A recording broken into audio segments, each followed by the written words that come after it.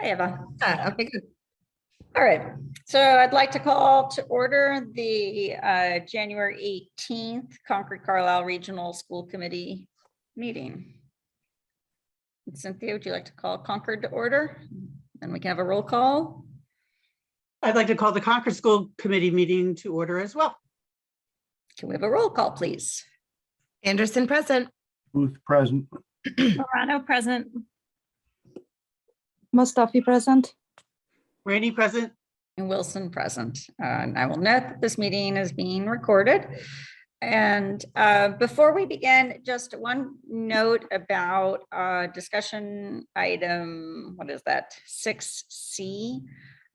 We have on the agenda, we're going to be looking at our Assistant Superintendent of Finance and Operations search. Lori, do you want to just give a little bit of a background to that before we get going with the rest of the? Yeah, just so we have context as the meeting goes on. So much to my chagrin, Jared shared late last week that he's taking another position. So he's here with us through the end of May. So we're glad for that, and will be a huge part of the rest of the school year and certainly any upcoming transition. So yes, his position is on the agenda to look at a posting. It's prime hiring season, so we need to keep moving, and I just know he's going to do everything he always does for us and set us up for success. I can't begin, and I'll save all this for as he gets closer to leaving, but what he came to and what he's leaving are incredibly different. So we're just really grateful for all of that, and served us well during his time. Thank you so much, Jared. We're so sad. Yeah. Thank you. And if I could just say, Jared, really thank you on my behalf, but also I know that your facilities team and the leadership team really speak so highly of you. And you are definitely going to be missed. And the past 2 years, I mean, nobody could have expected what happened to happen, and you led us through that. So we certainly appreciate that with all of the ESSER funds, the COVID grants, you name it, you did it. So we really appreciate your leadership on this, and we will miss you very much. So thank you. Thank you. I'll say we have a little more time to say goodbye to Jared. So we'll do a proper farewell as we get closer to that. Okay, I'll leave. Thank you for then. Thank you. And, yeah, we're lucky that we have him through the end of May. That's Yeah. Very, yes, very. very glad that that's how it's all working out. So thank you, Jared. So we do have on the agenda the CCHS update, student update, but we actually, I believe, spoke with our CCHS student updaters, and this is exam week and not quite anything ready to report yet. And so we do look forward to seeing them at our next meeting. So we will move to public comment then. If you are a member of the comment and you would like to speak, please either turn on your video or use the raise hand, or do both. Hello, Mr. Bozak. Good evening, Chair Wilson and Chair Rainey and Mr. Booth, Court, Ms. Morano and Ms. Mustafi, Dr. Hunter, Assistant Superintendents, Stanton and Herbert. Good evening. I wanted to talk a little bit about, I know I have 3 minutes, but please bear with me. I have no prepared statement, but I'm speaking from my heart because it was devastating news last week when we heard that Jared was moving on. And, you know, I've said this before in the school committee meetings back in October, how much he's meant to all of us. He has done amazing work. He really has.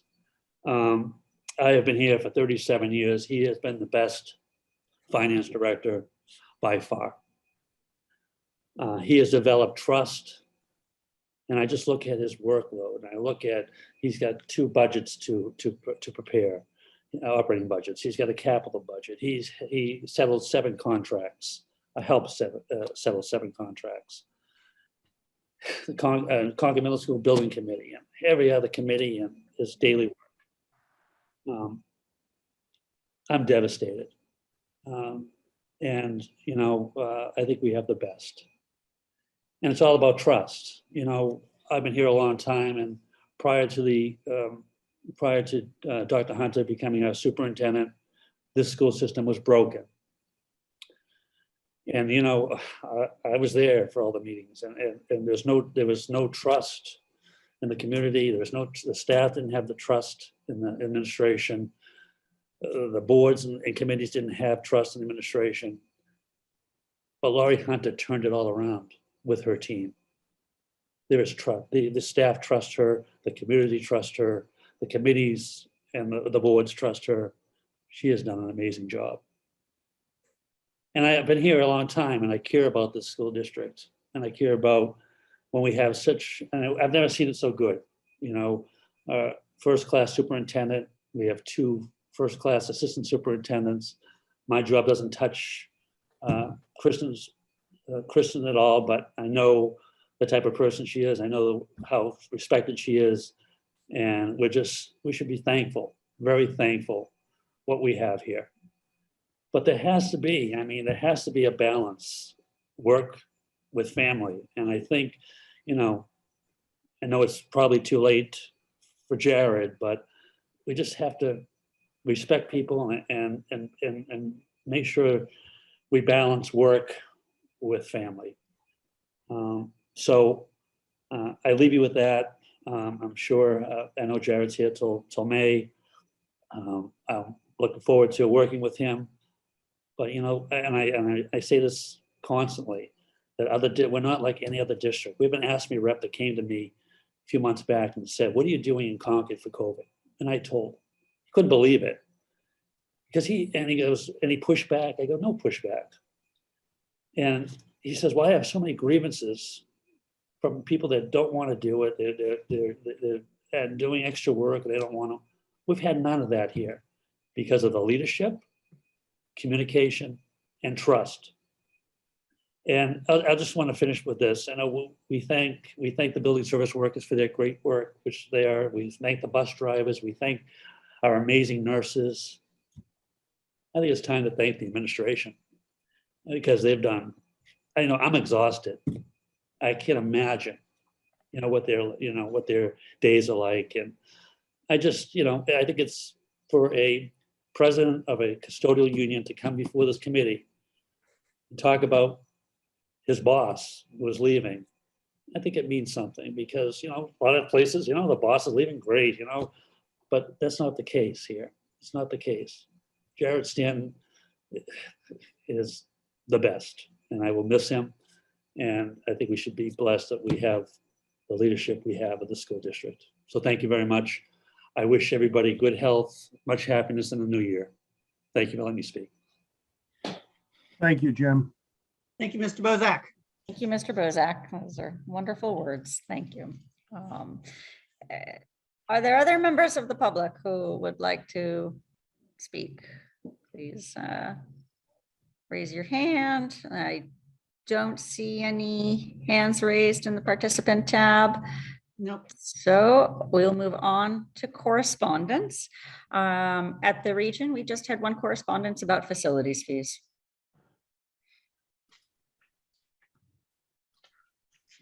Cynthia, anything from? No. No. Okay. Chairs and liaisons reports. It's only been a week since we last met, so I don't know if there are any updates. A policy, we will get to the policy update later. I don't have anything. Anybody else? Nope. I have one thing, one little Yep. thing, which is I have an outline of what ideas is offering to us in terms of their training. So I just got it this afternoon, so you'll expect to see that probably later in the week. Thank you. Fantastic, great. And we will discuss that at our next meeting and look forward to seeing that. Thank you, Tracy. Okay, I think that's probably it for reports. And so that will bring us to discussion. The FY23 regional budget. So Sarah, do you want me to open this up a little bit, or I think so. why don't Jared and I just put a little frame around it and then Yep. you can take it from there? Just a quick rundown of where we are. And yep. Yeah, exactly. Remind us.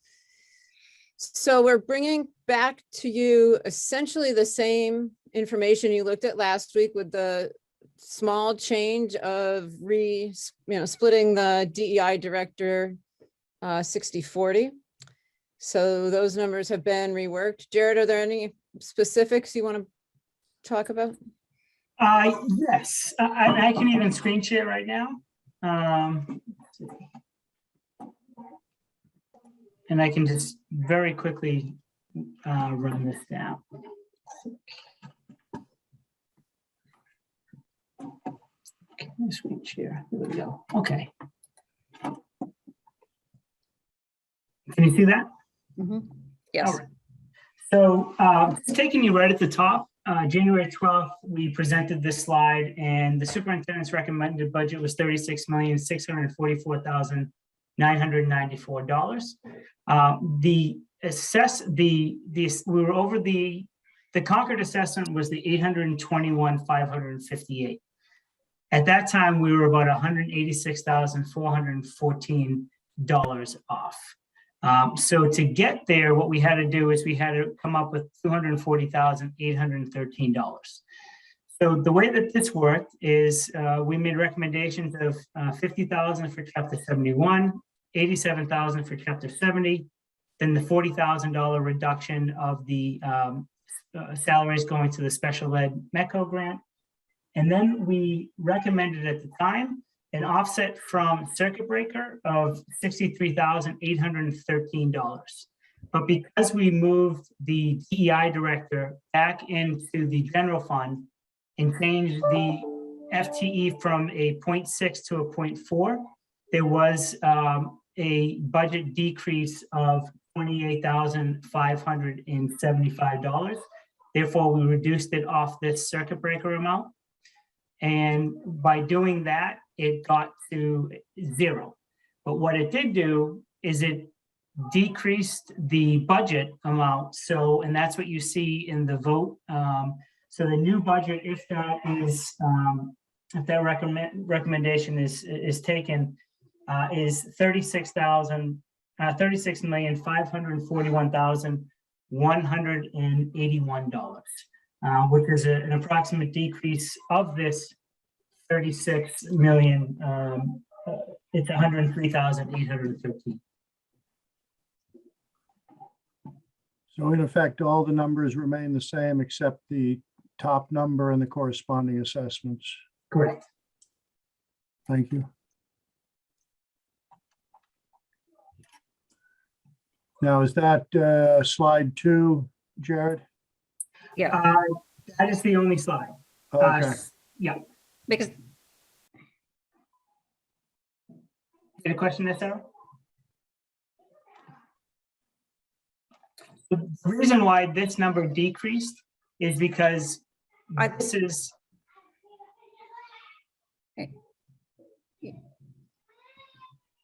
yeah, I thought the circuit breaker offset, the slide that we're looking at has the 63,000 number, but it should be a 30,000 number because of the DEI director split, right?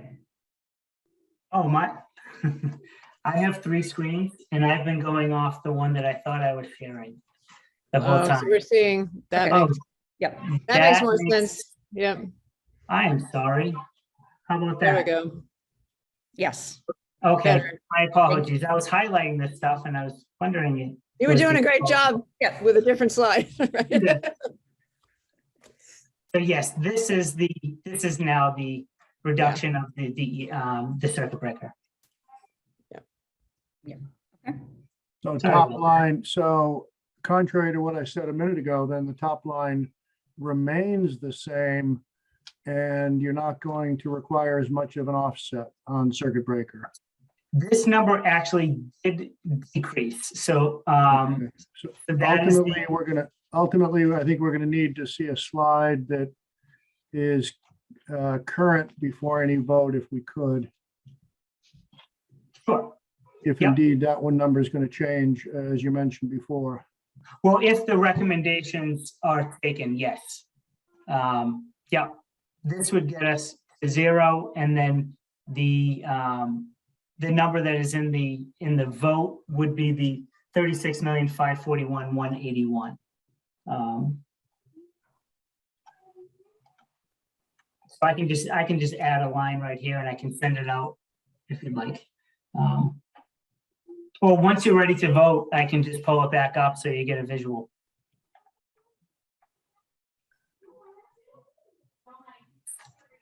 So I want to be clear, the top line budget recommendation is going to be reduced by the change in the circuit breaker offset represented in this slide and the previous. Correct. It's so on the previous one, we had the, as you know, see here, the 40,000 for the Metco. And then we had the circuit breaker offset was 63,813. Correct. And those are the two general fund recommendations here. So those add up to 103,813. But because we reduced the DEI director's salary in the budget, that number went up 28,575. Therefore, we only needed 35,238 of the 63,813 in circuit breaker. Correct. So the difference Right. between 63 and 35 comes off the top line. Correct. Correct.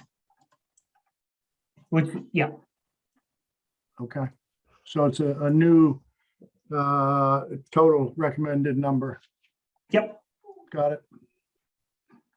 And that is in our motion. correct. Yep, no, it is. Okay, great. And just a reminder for everybody that the chapter 71 and the chapter 70 unfortunately are going to be confirmed after our warrant, after stuff is due. So that is our best guess, but as usual, Jared makes very educated guesses and should be Should be close, close. hopefully. Yes. They're still somewhat conservative, but the 3%, especially if it's chapter 70, I think at this time and what we're hearing, I think that's an educated guess. Okay, fantastic, great. Thank you. Okay. So, do we have questions about the budget, comments? At some point tonight, I would like to revisit the plan for 2 buses at each district. I think that requires more careful scrutiny on our part, given the sustainability objectives that the town has. I think we're prepared to do that tonight at some point, Sarah. So in relation to the budget and the impact on the budget then? Well, it's a or- minor impact on the budget, but that's where it lives. Yes. That's where the decision lives, I believe. Okay. So absent the budget, I don't know if there's an opportunity to talk about it unless it's in a sustainability forum of some kind.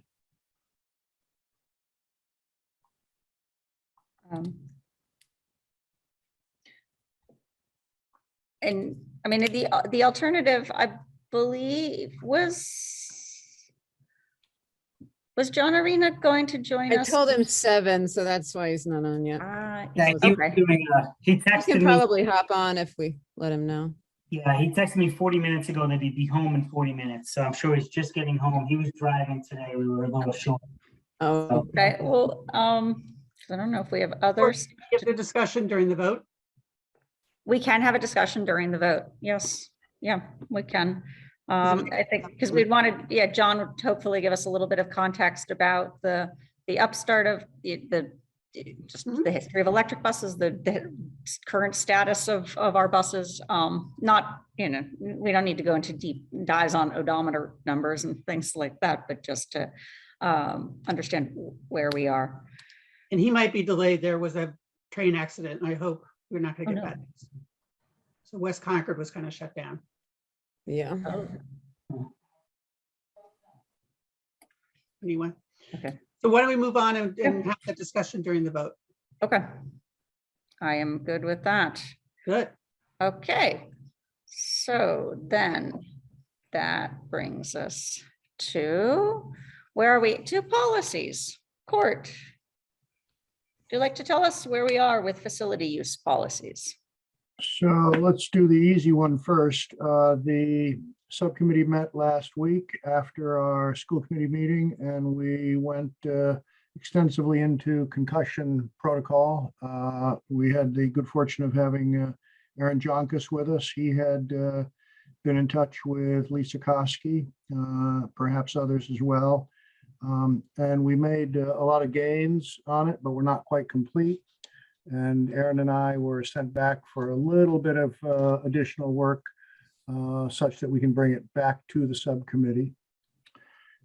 Then in terms of the facility fees and the accompanying policies, I had hoped that we would be ready to execute something tonight, adopt a new policy. We know that the previous policy has become somewhat outdated. But because we need a little more time with the administration to interpret the 2014 agreement as to certain groups that are not charged for outdoor fields, I'd like a little more time to see that clear interpretation is embedded in our policy. I don't think we would find it too clear moving it as is from the 2014 agreement between the school committee and the town and our policies. I can certainly pull it up and show you, but quite simply, it's not very definitive as to who falls under this no charge provision and who does not.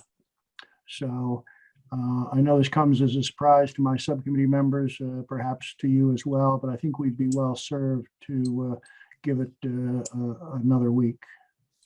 I think that the policy has been long awaiting, updating. I think if we're going to do it, we do it to the best of our ability in the current time. And so I would be supportive of getting as much clarity around any ambiguities, because I think we want to have a policy. Like, one of the goals of this policy was to be consistent, transparent, and to make it knowable to potential users what exactly the facilities fees entail. So that's good. I do want to note that we had originally hoped to have a new policy in place in December with new fees, because we have other groups who plan their, especially summer programming around these fees. So I might ask if the policy, if you guys would be okay with maybe making the new fees effective at the end of the summer. So effective September 1st, when we eventually vote on the fees, and keeping the current fees in place for the time being, so that just as I noticed that it is the 18th of January. And I think that's an easier ask for the outdoor use, which sees the bulk of the summer demand.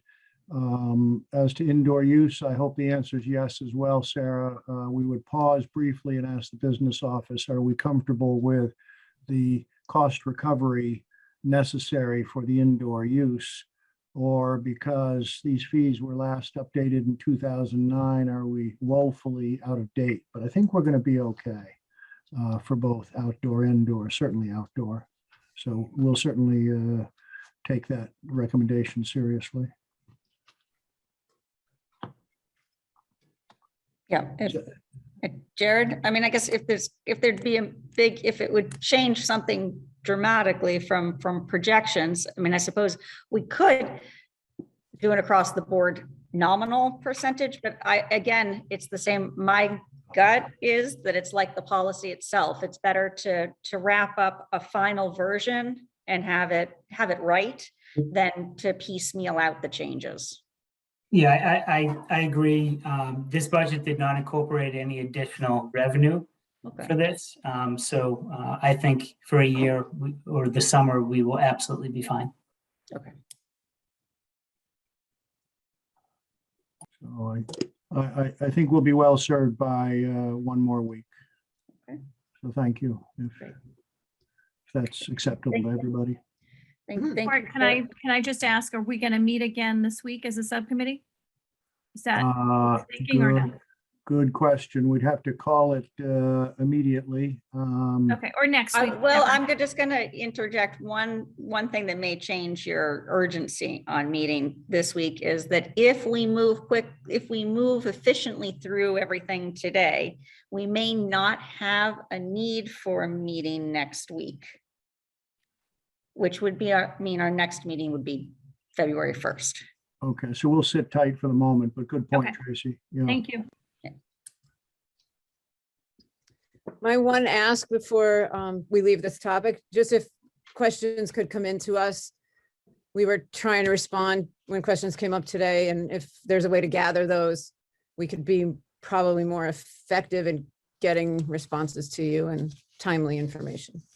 So should questions go through through the chair of either through the chair of policy, I would think, right? To court? Yeah, sure, sure. And then to me and Jared, yeah. Yeah, the pending question that is foremost right now is interpretation of the 2014 agreement and how that impacts the policy and how it is then carried over in words to the policy. But certainly if there are other questions, let's pull them forward now so we can close this chapter. We've been eager to do so. Yeah, I don't want to kick the can down the road on the fees again. So since we've got a little bit of traction, it's not urgent, but finish it off and then they will go into effect.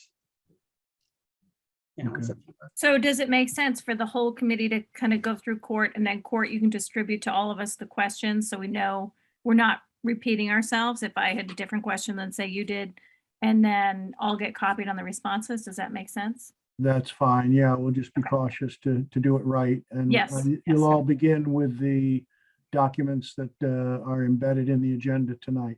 Okay, And if anybody needs the language from the 2014 agreement, that can be in your desktop immediately as well. Great. Good, thank you.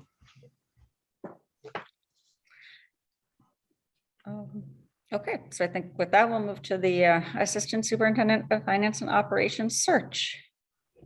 Hey, Erin's going to pull the posting up. So tonight we're bringing you a draft of the posting that we would hope to list and start to recruit candidates. It's prime hiring season for administrators. We spent time really updating what we had done 4 years ago with Jared's hiring process. So there isn't a lot of unique changes here. We really just reviewed it to make sure it was still accurate. So I don't know if you want to highlight anything there, and reviewed also qualifications, experience. We did add, thanks to some individual feedback from some of you, mention of regional districts in the description, not as an absolute, but as a common hope, perhaps. And really what we're trying to do here is encourage as much interest as possible. And so that's certainly the goal. So for example, different certifications might be options that we can work with. And just really recruiting strong and hard here. The pool of applicants is typically not huge. So we're trying to be sure we are open and thorough, but appealing at the same time. Yeah, I mean, Lori, are you concerned that having this title would eliminate those individuals who might not have the license. If they just read it and they go, I don't have the license. Well, so that's the double edge we're trying to, I definitely want to be sure we're appealing to the people who have the title already and might consider a lateral move. We Yep. tried to address that in the certification, the licensure discussion, because it does say they could have school business administrator license. And that would be a window in for them. And then they could talk to us about how to acquire the assistant superintendent license once they're in. So Well, I hope, I just hope they read it. me too. Me Yeah. too. That's all. I was thinking of it from the other side, that people might be looking for a promotion, and it would be I think you appealing have to to do them. an or. That's the only thing. I don't know if that's weird. What did you say? You'd have to do a or. Oh. Yeah, I don't know that, I didn't know how to do that in the title. That would I be. know, that's what I said. unusual. Yeah, yeah. All right.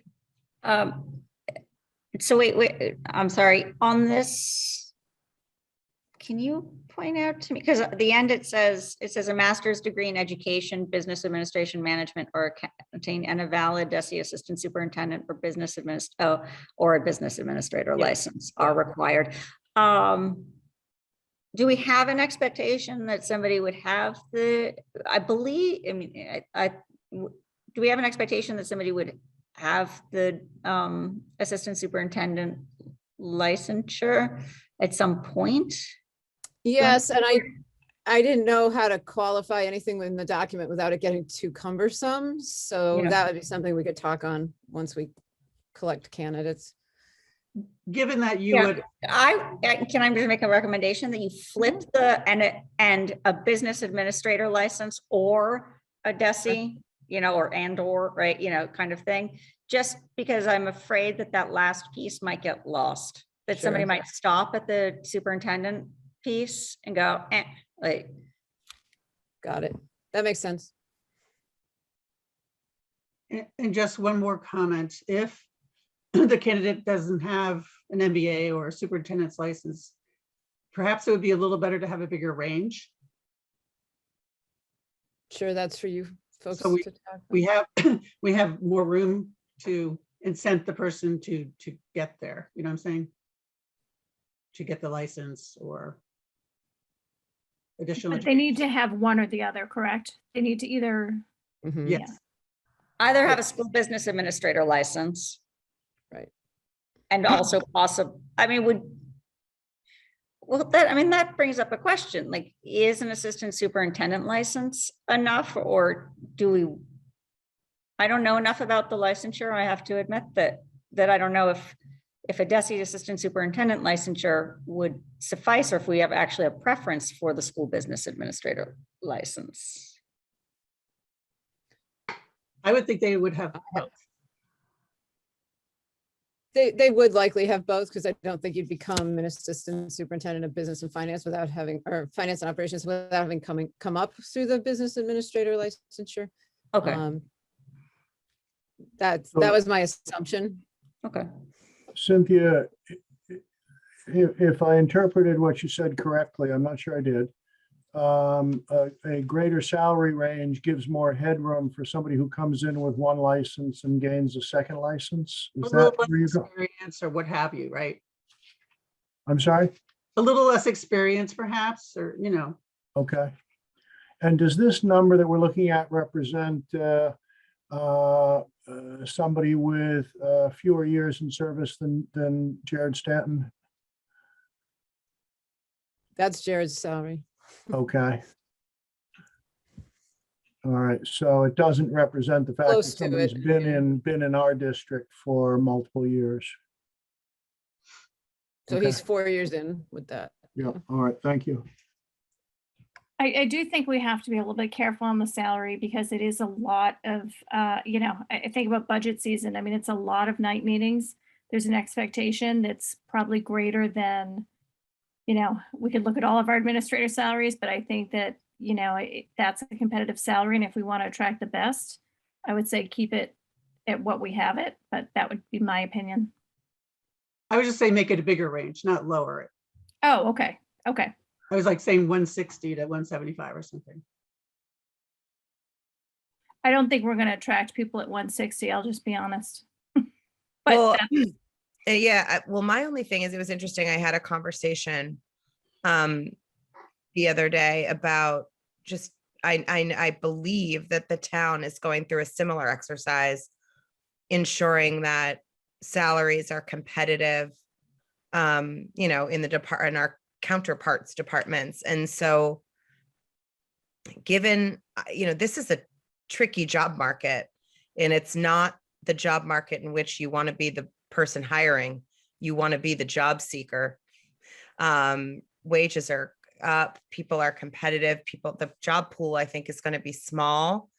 So I would be inclined not to expand it. And I think also similarly,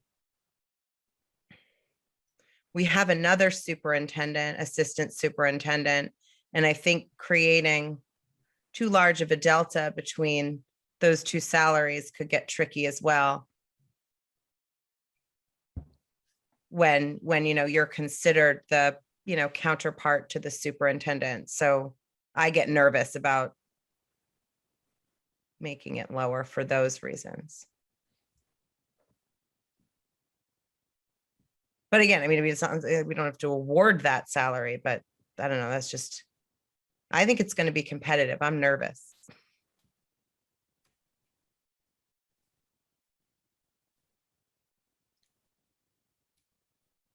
I- Have have we ever seen a $20,000 range?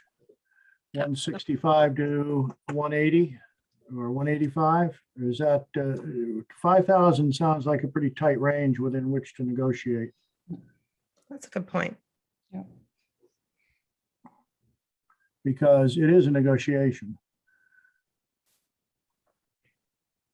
That's what I was concerned about. Really, like, here you go. Yeah. Yes, so we go down 5 and up 5. May I, I'd be more comfortable with that. It doesn't change anything except our capacity to Yeah. negotiate, which is never a bad thing, as long as it doesn't leave us so wide open that we don't know where to land, and I'm not worried about that. Not by upping it another 10K. could I ask, 165 to 185, that's the suggestion. I like it. what was Jared's number coming into our district? Because he has worked really hard to get that number all 4 years. And I mean, the amount of work that the administration had to put in. Right, so he just clarified his salary is 182 this year with the COLA, so I lost track of that. This is unusual, but do you want to tell us what we started you at? Because I don't remember. I came in at 165. Yeah, that's what I thought. So he came in at 165, he's at 182. So let's just go with the 165 to 185 I'm good with that. room, right? Yeah. Yeah. And then you have a, Gives a lot of wiggle room for negotiation, to your point, Cynthia. And it means you're highly capable candidate for purposes of morale and engagement is going to come in at in the mid-range, just as a matter of practice, I imagine. And I'm not rendering a judgment about that, just giving us a guess. So just so I have it right, 165 to 185. Correct. Okay. All right, great. Any other pieces or good to go?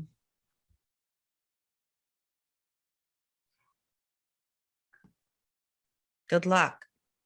We'll keep you posted. Let Yeah, you know no, the The only thing response. I would like to clarify before is just, do we have an expectation of the superintendent, of an assistant superintendent license being, I mean, I know you say it's hard to put into that. I mean, is My that something- intent was to write it so that either they had it or they would be told when we entered them that we expected it. So I, again, couldn't figure out how to write that in there, but that was my expectation. But I mean, is it something that has to be put into the posting, or is it enough? Or No. does it suffice to say when they come for, when the beginning conversations, as long as it's put out there at some point? That, Okay. and then if you really, I just you don't know, if want it is, surprises. yeah, right. You know, you definitely would talk it through, and then the ultimate place you put it is in a contract, Yep. and they're obligated to it. So,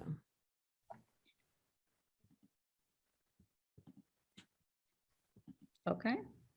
all right, Cool. it's gonna go up tomorrow, folks. We'll keep you posted. Are you comfortable with 3 weeks? Or are you gonna get a better competitive pool if you went out to 4? We can always extend it. We know there's a couple postings already out there for this exact position. So we didn't want it to be too long. Mhm. We can always extend it, Court, if we're not happy with the pool. or okay. repost. Yeah, Okay. okay.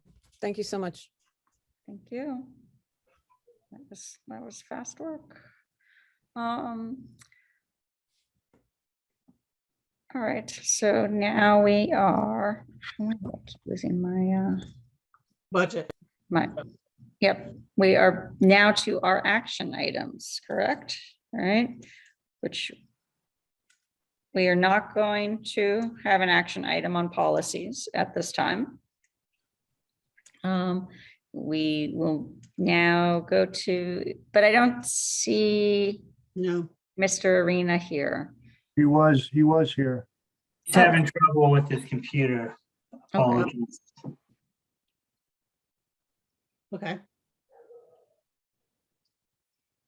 Okay, so the topic of conversation now is on the issue of that there are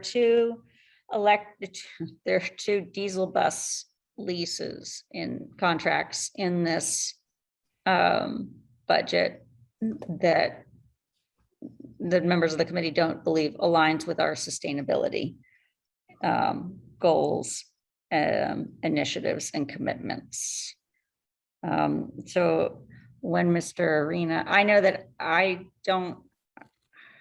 like a little background on the electric buses that we have and the rationale for the two new leases every year as a program, that's for the next, is that is the plan we have is a 5-year plan with 2 buses at each? It's a 10-year plan. It's a 10-year plan. Okay. Yeah. And John he's gonna keep trying to get in. Now he's gonna try and call in. So a 10-year plan means 2 and 2 annually because of the size of our fleet? I mean, right now, too, there might be times in the future that there could be a need for 1 more each. But right now, 2 and 2 was my plan with Ian. That would at least have a 10-year replacement plan for each. Sarah, Hi, Mr. Arena. Thank you so much for joining us this evening. Hi, good evening. Thanks. so that John knows where I'm coming from, could you give me the floor for 2 minutes, Sarah? Tell you why I Yep. wanted this conversation extended. I think it's pretty inarguable that that diesel is not healthy, although it's unfortunately among the very few alternatives and the most cost-effective alternative.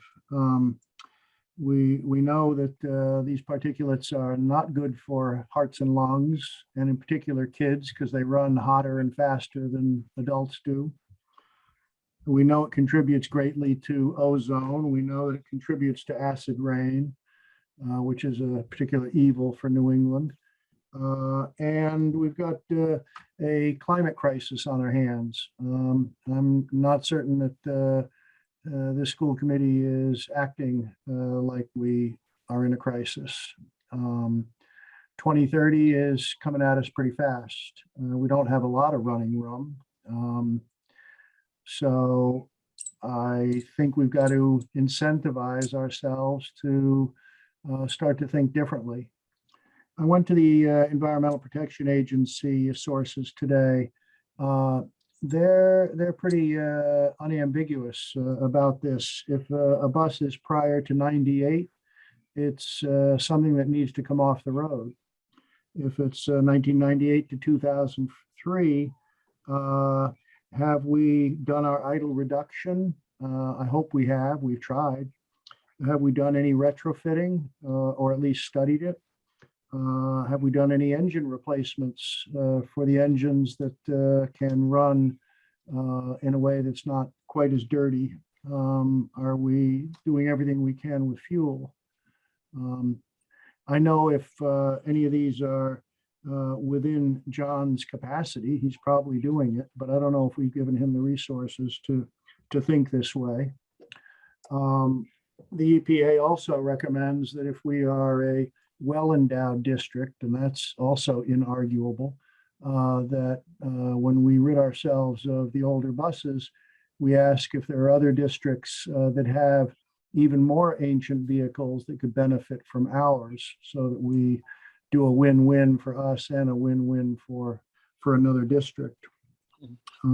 It's going to be very difficult for me to support a total of four new diesels that are going to be on the road for many years to come.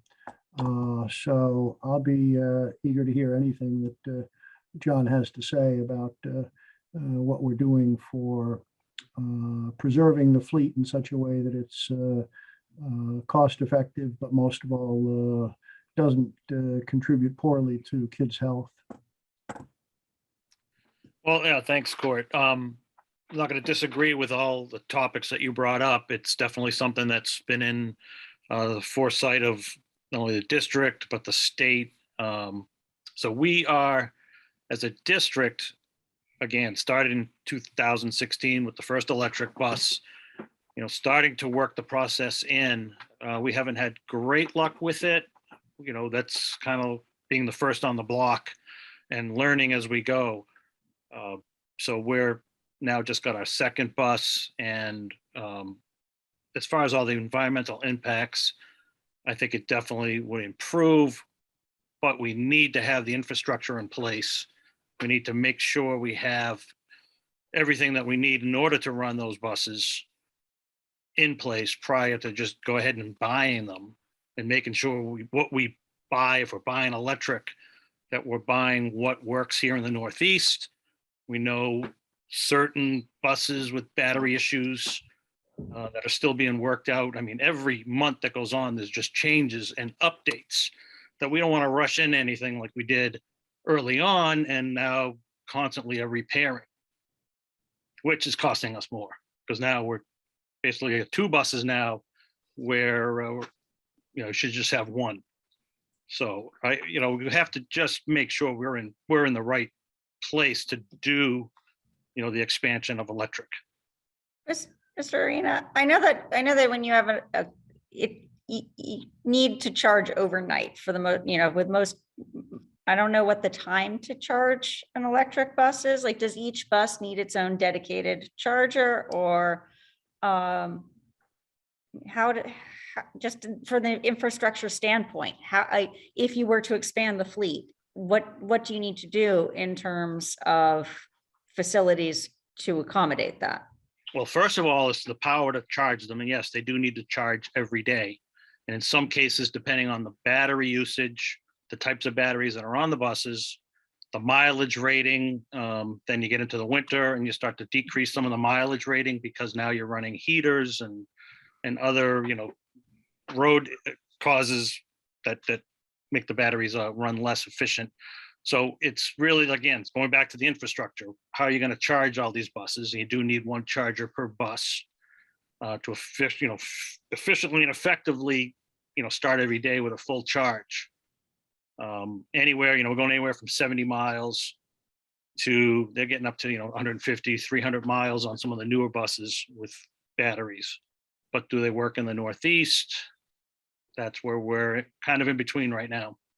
And you talked a little bit about this at the state level. I'm just wondering, what are you hearing? I don't know if you're hearing chatter about what other states are doing, or like where is Massachusetts in terms of on the national front? Like, are we Well- really behind? Are we ahead? Like, Yeah, we're right in the mix, going coast to coast. Obviously, the warm weather climates seem to do much better with electric than cold weather because again, the technology that's still building, and we just really are not there yet. Like if you were out in California or Florida running electric buses, you can count on a certain mileage and a certain usage, but here we're still really figuring that out. You got school systems like Beverly, and again, we bought our first buses in 2016. There were 4 districts, Amherst and Cambridge and ourselves as well. We have been using, as far as I know, our bus the most out of any of them because of issues that come up, and you got to be able to repair them. So it's a whole separate skill level and skill set to make sure that those are up and running and taken care of. yeah, Dr. Hunter said that much thanks to you. I think our district is kind of a go-to place for expertise in that. Yeah, So we're I a thank very you for, educated community. We have some Yeah. members within our community that are running electric cars and very knowledgeable, and definitely there's just a source of information, and we just pull all that in and have done really well state-wise. So anytime, again, when it comes up to electric buses, our phones are ringing. What do you do? How do you do it? What do we start with? Yeah. So, which I've spent some time, talking with other districts and giving them some ideas and trying to say, hey, anytime, give us a call. Alexa, you had a question? I was just going back to the infrastructure.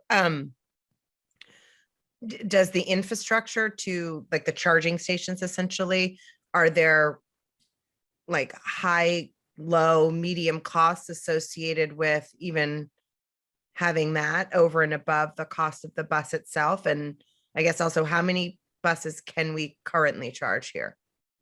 So we currently are set up for 2, and we do have currently 2 electric buses in the fleet. We're using, again, how is it being charged right now? We're just running out of, off the street basically. So we're pulling power in off the street. The current building that we have would need to be upgraded and upgrade the service coming in. I know we're adjacent to a solar array. Thoughts and talks about sharing that power. There's so much to charge the buses during the day, and then during the peak loads charge send that power back into the grid when they're not being used. So there's a lot of technology that we could be tapping into as things get going. But like I said, it keeps changing and upgrading, and something you do today is now obsolete a year from now, or with that. So we want to make sure we do it right, and we do it so that in the future we can just move it along. Yeah. So Just to add to that too. Yeah. So just to add to that, 2020 town meeting did pass an article to fund these infrastructure developments. So that work, the design work is going. We're expecting to have that done this summer. And it's going to lay the conduit and put everything in place for someday to have a fully electric fleet. That was a So 50K capital article, was it, Ian? It was, I believe it was I have to go back and look, but I think it was 200. Oh, Or 150, okay, yeah. well, okay. And that Funding then bus- brings you up to a much larger number of buses that could conceivably be charged. Right, yeah. And that would be the level 3 charger too, which would also be able to sell power back to the grid. Yep. So it's All right. it would be a Okay. new ball game at that point. So So and one there of the things definitely we're dealing with too wheels is in that motion on that. this last bus that we got is really our first modern electric bus. The first one we got is such a prototype that it's completely different than the buses that they're selling now. So this is really we're actually seeing kind of what these things can do at this point. So this is our first, developed and fully, market ready bus that we've had experience with. So we're going to have a lot more data in a couple months. And are we expecting to get yet another electric bus or no? Yes, but they are a little back ordered. No, I get, supply chain issues, I'm yeah. just being clear. So we expect to have 3 sometime in FY23. Yes, So personally, the more I hear, I think it'd be important to have a working group of some kind, so that we could coordinate with the light plant, with the town, with our sustainability director. And I feel like that has to happen. And the question is, if we reduce in any way the number of buses, either by one, I know we went 5 years without buying buses, and that was, caused us to have to buy 10 in 2015, 5 for each. And then we bought 5 additional, or at least 5 additional buses to do the later start time. So actually we have a rather young fleet. If we had just done the 2 buses every year, we would have older buses. So I'm just wondering if we could take a little bit of a risk and buy 3 instead of 4 buses this year, launch our working group, and hope that we can have a little more information as to the practicality, the wisdom, our ability financially to buy an electric bus. And I do feel like I hear some valid concerns about, do we know what we're doing exactly? Is this going to work? Is this going to work for our staff? I mean, I think we have to look at it from all perspectives. Do we have to increase maintenance, staff? Do we, there's probably a lot more questions than that.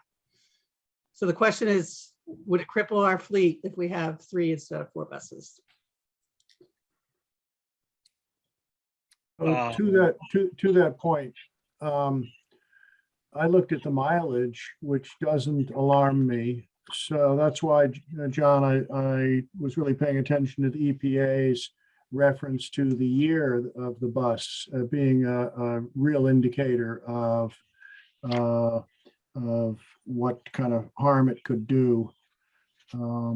So I'd love any thinking about that as well. Thank you. Yeah, mileage for us, for our district, is not something that we come up upon as far as it's going to be out of service. What happens in this area, because we're in the Northeast and we're dealing with road salts and chemicals, it's the rot. And when we have our state inspector that comes in 3 times a year to inspect the buses, and some of these older ones that we still have in service, it's not the mileage, it's not the engines, it's the body rot that is pulling them out of service. So that's where we are. We get 100,000 miles out of a bus, but within 8 years or so, we're doing auto body work. We're replacing panels and step wells and doing all kinds of body work. That's in a way, it's like, well, we shouldn't be doing that. You want to turn these things over sooner. But as far as right now, just trying to reestablish kind of a newer fleet, that's where we're up against. Dr. Hunter or Ian or Jared, one of you, I think, can answer this. I don't know who I should direct it to. If we are to sign a new lease, when do we need to decide that? Like, when is it? I mean, is it March 1st, or do we have till? Oh, no, this would be next year. So over the summer would be ideal. We'd like to have bidding over the summer and then start putting together the lease paperwork over the summer. But yeah, it wouldn't be right away. So an option could be that we don't change anything on the budget side right now, but we do this working group. And if the working group comes up with information that really radically changes something one way or another, we can always move later on to reduce one of those leases. And if there's another grant opportunity, those funds can be used for an electric bus instead. So they're not earmarked specifically for diesel. It's just kind of what we're planning on as of right now, because we don't have the grants yet. So Tracy, did you have a question? I did. So I'm just going to ask a direct question. So John, do you feel as though there's given our current fleet, we need those 4 buses right now? Like what's the status of how you feel the buses realistically, like regardless of odometer, like how are these buses really functioning? Do we need 4? Could we go with 3? We could use 6. That's the oldest buses that we still have. 4 would definitely help and keep us kind of running efficiently. And the biggest thing that we have, we're a real busy district, probably one of the busiest as far as sports trips, field trips, and activities, that on any given day, we can have up to 11 buses out, never mind doing home to school, but out on field trips or sports trips or activities. So it's trying to scramble when we don't have enough buses because we've got some out of service because of age and rot, that, you know, we'd like to kind of reestablish what we currently should have up and running, so that at any one time we can take care of it in-house and not do any of the outsourcing that may need to happen because we don't have the buses. And that's, you know, we have a great community and a great resource here. We just need to make sure we have it up and running, and we do need the 4.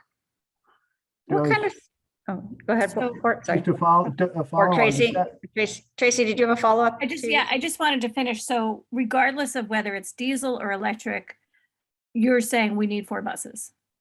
That's Yeah. really what we're kind of circling back to. And then like what Ian said, is there are grant opportunities coming up that we certainly like we're not making a decision tonight whether we're buying diesel or electric buses, and anything could change over these next few months. And if we could get a working group together and really, you know, we have a lot of experts in this town that could really be helpful on this, there is a possibility that it wouldn't be 4 diesel buses. But what I'm hearing you say is we really need 4 buses. We could use 6, but 4 will. 4 is going to be extremely Okay. helpful, because not only I said, well, we got buses down, but just trying to keep the maintenance up.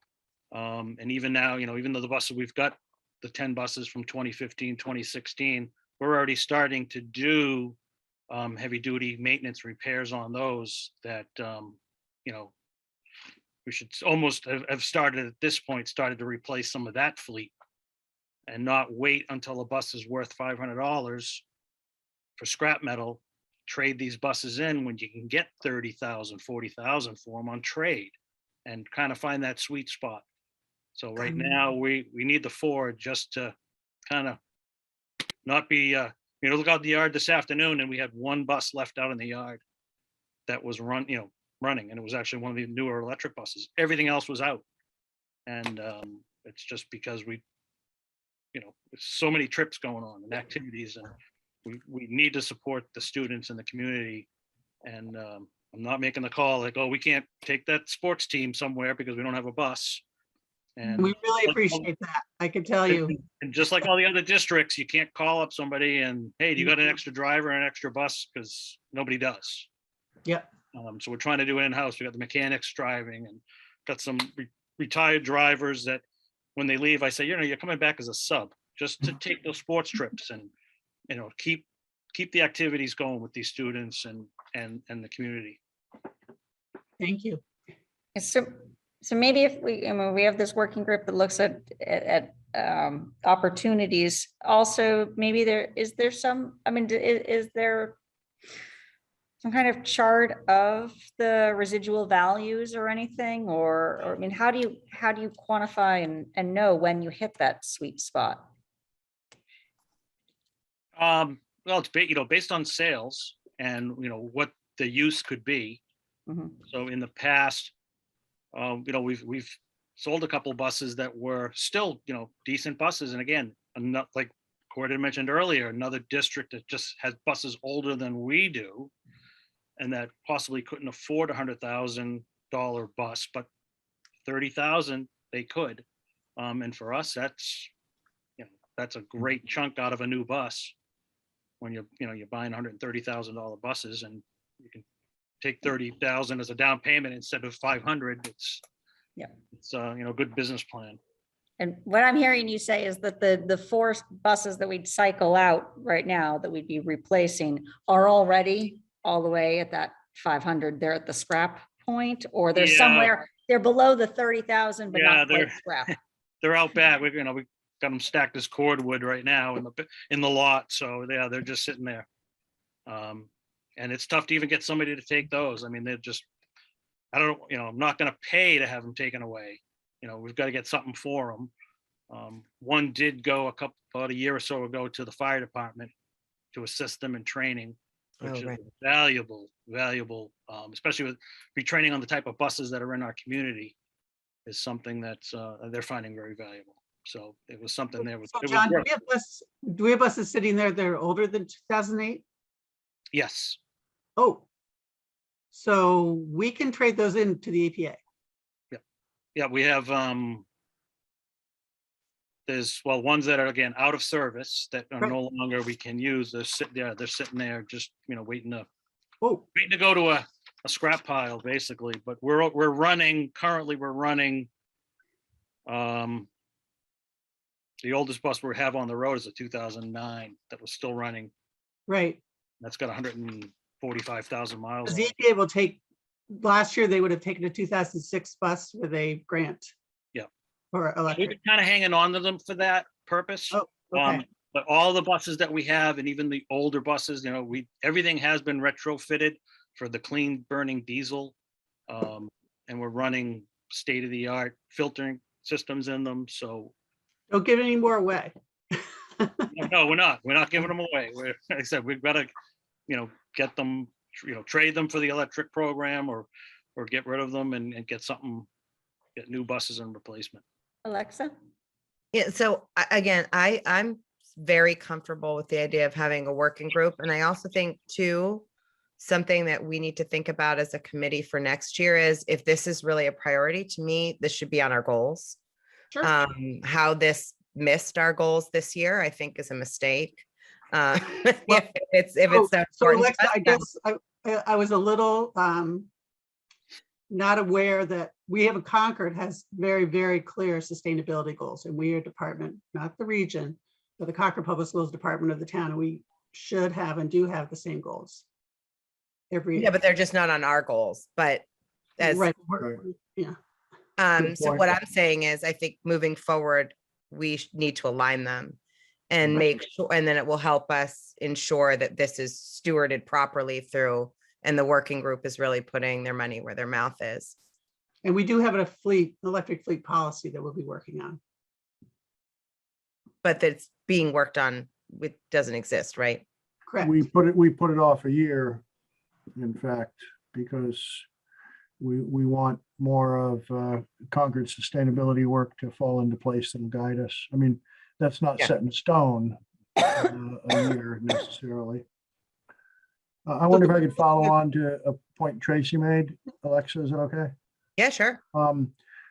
Correct me if I'm wrong, these are replacements, John, or might we bring in potentially 3 or 4 and not move 3 or 4 out, but a lesser number to get you closer to your desired 6?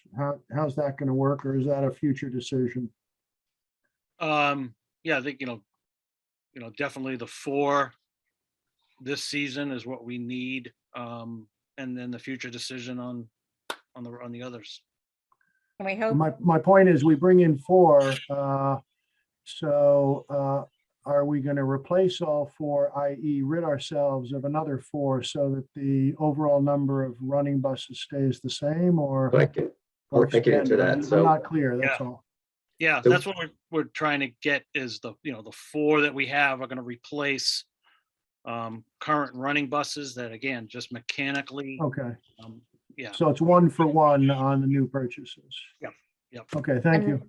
And the 4 not replacing the ones that are sitting, waiting to find some alternative No, Um, value. Second Yeah. act, if you will. Yes. those are flower boxes right now. Yeah. anybody want to make a camper? Yeah. Uh, Ian, did you have a follow on to that, or? yeah, I was just gonna add that if you notice, our fleet has been growing steadily, like very slightly over the years, and that's just because we've been trying to hang on to those old buses. We've been trying to keep them barely in service because they technically need to be in service. So we try to give them, little trips and things here and there. John does a great job with that. So technically our fleet's been growing, but the tail end of our fleet barely gets used, and it'll probably be similar with this round too. We'll try to hang on to a few of them. So it won't be a 1 for 1, but the ones that we keep, they're not in great operating condition. We're just kind of barely keeping them going. Okay. Just for the grant. So John, I'll say what you already know, and that is that among the days when mom and dad have their heart in their mouth is when their kindergartner gets on the bus for the first time. And we all realize that nothing matters if we don't have safe transportation, that the day begins there and ends there and has to work. And only to be sitting at dispatch during a busy afternoon and listen to what you do to dance to make everything work. Only if one does that do we fully appreciate the nature and the magnitude of your work and that of your crew. So thank you. And thanks for being here tonight. Oh, Yes. thank you. Thank you very much. And definitely the drivers feel your support, and I totally, every time I'm with them, and they know you guys are there for them. So thank you. Absolutely. Appreciate You're not everything. acting anymore, thank goodness. Great. Thank you All right, for anytime. joining us. That's been, well, we learned a lot about the buses. I'm glad we had this conversation. Yeah. So, Absolutely. So the one thing I don't want to have this working group, we need, this would be a staff-based working group. So it'd be light plant, school administration, and sustainability. And I think those are the components. But I don't think we've all of those parties have agreed to this yet. So we need to be sure that happens. Does that mean you might take a first crack at a very specific charge for this working group that is relative to, would it be relative to school transportation? Well, Ryan Folds, recommended something, so it's just sort of his idea. And I think then we need to coordinate with or staff needs to work with him on that. I just want to be sure it happens, or somebody says they don't want to do it. And then we need to have another discussion, I guess. So what would next step look like then? Getting in touch with Amanda? Well, I think it's, first we need to, has anybody circled back with Brian Folds? Can I just make a suggestion? If we're reliant on, staff to do this, could we maybe start maybe July 1 or something like that, just to really, I mean, it seems like we've got some more stuff with COVID and things, new things are coming on. And I don't know, I just want to be cognizant of that. I don't think this wouldn't be a lot of time. I think Brian has actually done most of the work. Mhm. Amanda would do the work. I think she's Okay. gonna have more time on her hands than the school superintendent. I just think, I think it would be sort of reporting back to us, but I think just everybody needs to agree. Like Amanda's gonna do the work for the, it's mostly grants. If we're eligible, if we're not eligible. And would she write those grants? Like who Yeah. wrote the previous grant? Right, I would say, yes. Yeah, Kate Hanley wrote the previous ones. Okay. So it's just sort of I wouldn't expect Lori to spend hours and hours in meetings regarding this. I think it's just work. She's gonna, Dave's gonna say the infrastructure is A or B or C. Everybody would understand that. Would talk with John, would have to spend a little bit of time, I would think. He's sort of the person who has to agree or understand, So I have a meeting tomorrow afternoon with Carrie LaFleur on another topic. I could broach her on where they are, because that's where it got left in the email thread after Brian Yeah. initiated it. So why don't I check in with her? But I think it would be sort of a Brian, Dave Wood, John Arena, Amanda. Yeah, I think likely, I agree with that. I think we need Carrie's support for that to all happen. Mhm. Right? That sounds great. I had a quick question. Is there some sort of, that's probably a question for Mr. Arena. Is there a particular time frame when it comes to the technical side, picking the appropriate buses to purchase that will be coming up coming out soon, or they've been developed and they will be available for purchase. So, the grant writing and the meetings can be aligned with that time as well. Yes, yep, I agree with that.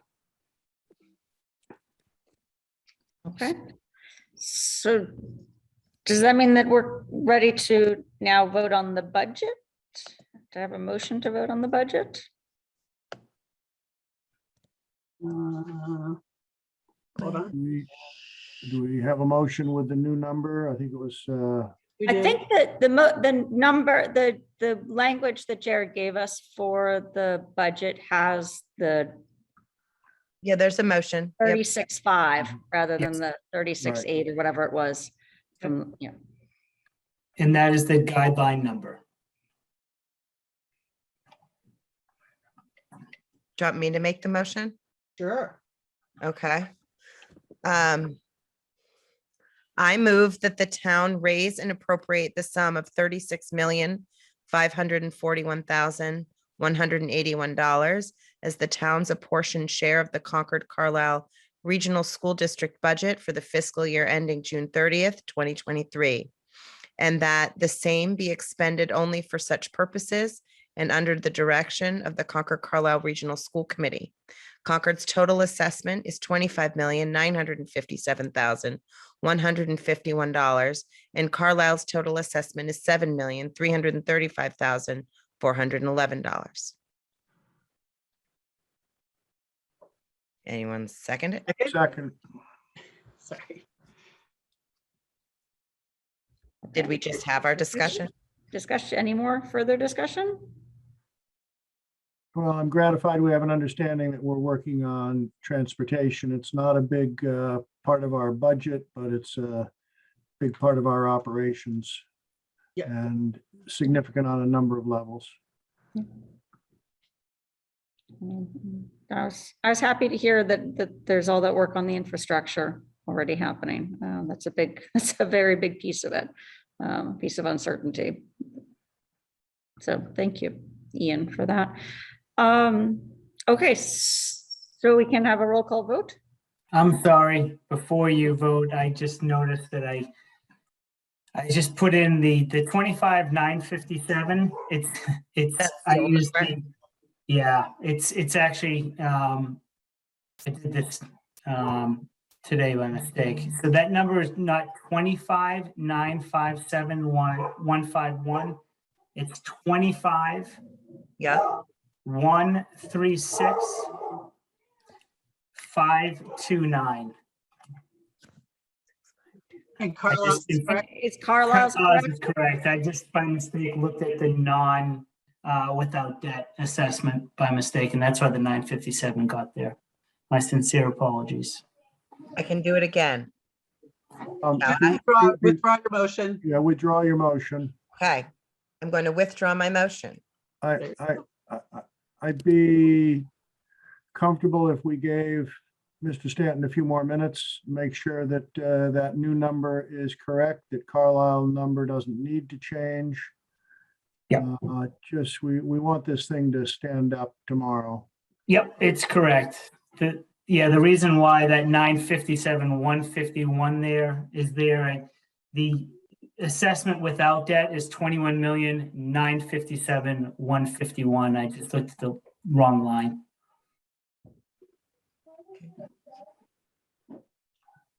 Jared, can you give us edited, sorry, Sarah. So Carlisle's assessment with debt is, Is correct. okay. Why don't we have him edit the piece of paper while you're talking Yep. on the other capital maybe, and then come back and do it? I wrote it down. I can do it. And I have it up if you'd like. I can screenshot it. We just need to replace this for historical purposes Yeah. in the agenda. So it doesn't change it doesn't change the total number. Right. Yeah. understand. Yeah. In numbers, these can change on the fly, because if someone makes a motion, obviously it could go lower. So I think it's okay that the wrong number was in. And that's my sincere apology. All right.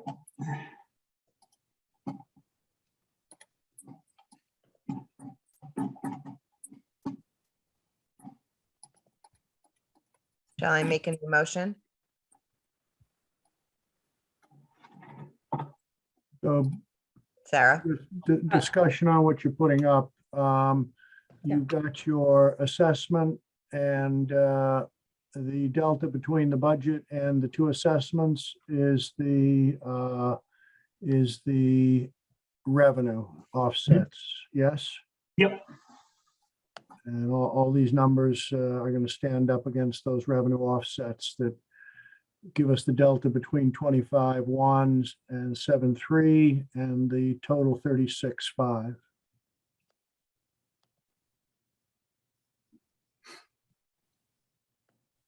Okay.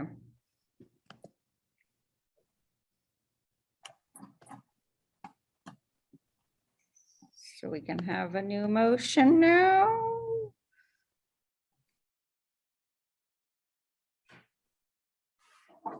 A question or a statement? It's, it's a question to you, Alexa. Can we have a new motion, please? Okay, so we're comfortable. All right. I will move that the town raise and appropriate the sum of $36,541,181 as the town's apportioned share of the Concord Carlisle Regional School District budget for the fiscal year ending June 30th, 2023. And that the same be expended only for such purposes and under the direction of Concord Carlisle Regional School Committee. Concord's total assessment is $25,136,529, and Carlisle's total assessment is $7,335,411.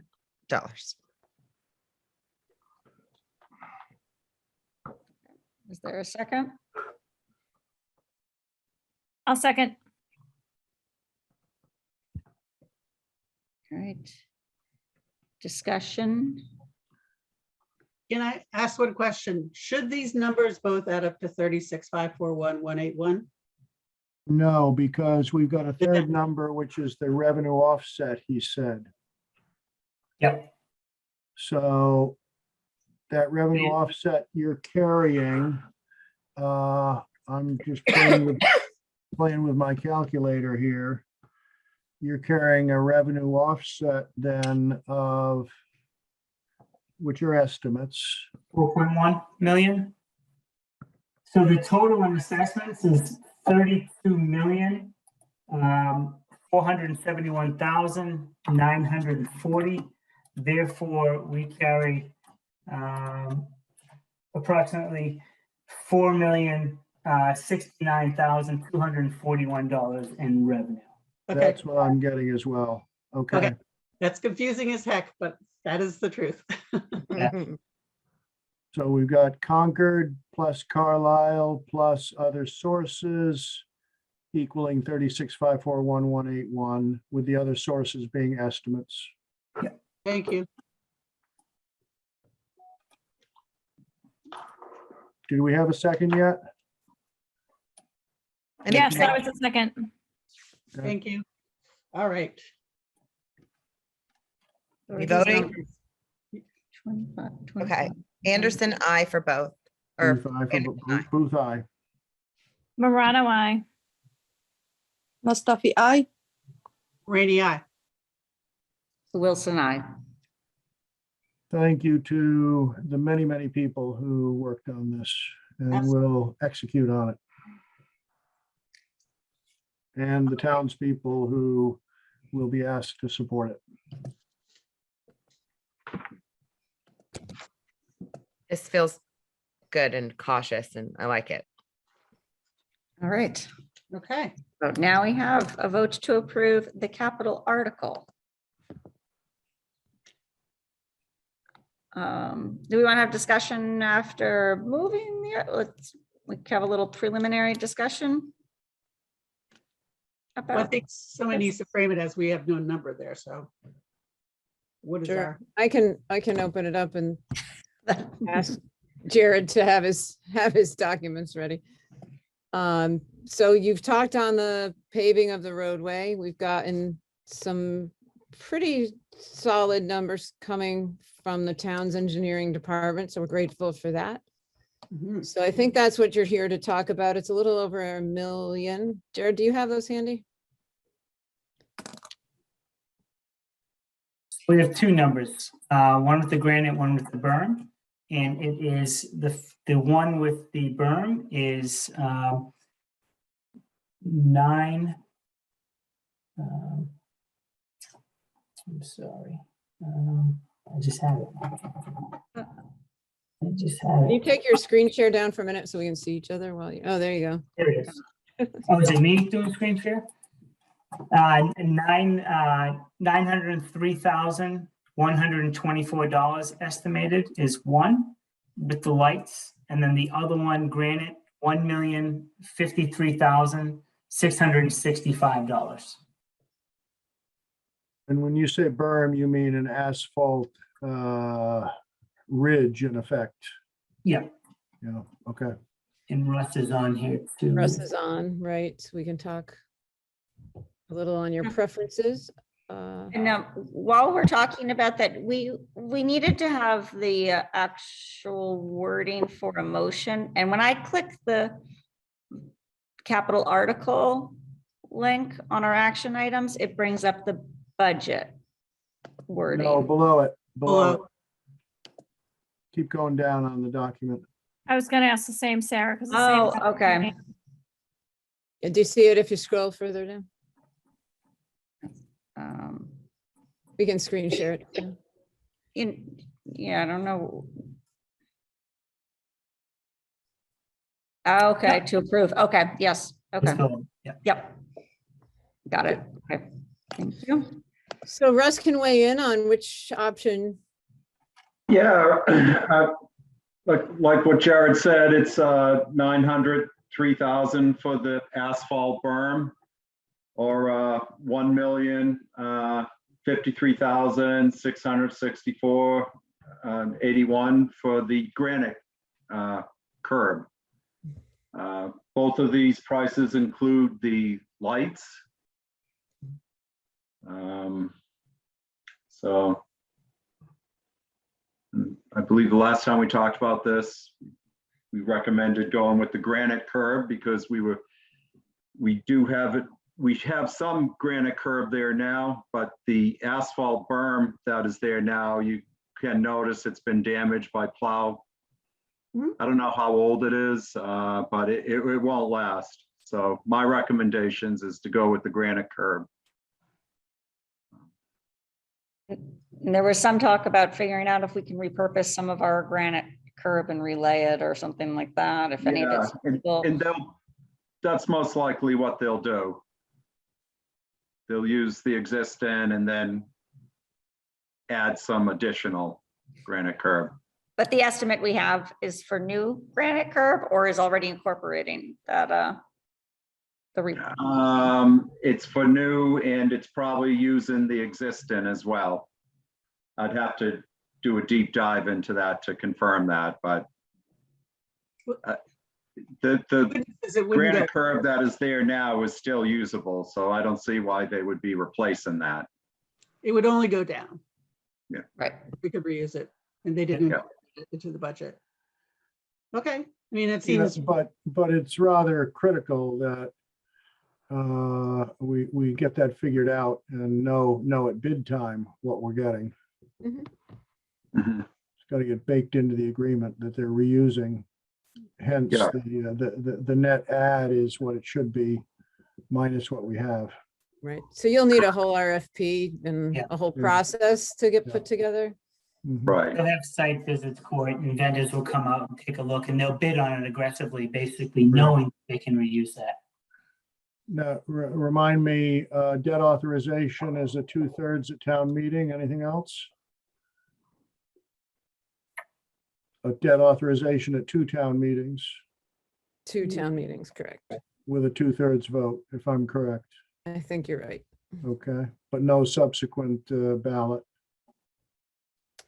so if my recollection is correct, if we want to use the stabilization, why not, should we talk about that now? Yes, please. So in order to use the stabilization fund, we have to take a vote, right? Do we have to take that vote tonight? The vote you're taking tonight is the number in the warrant article.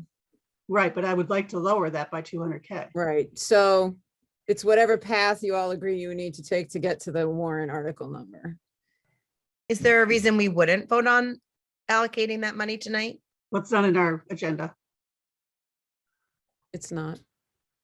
Even though it's organically coming up as part of the discussion? So let's maybe think about this. We can always vote a number and lower it, correct? Yes. So we could vote on the pick your option tonight.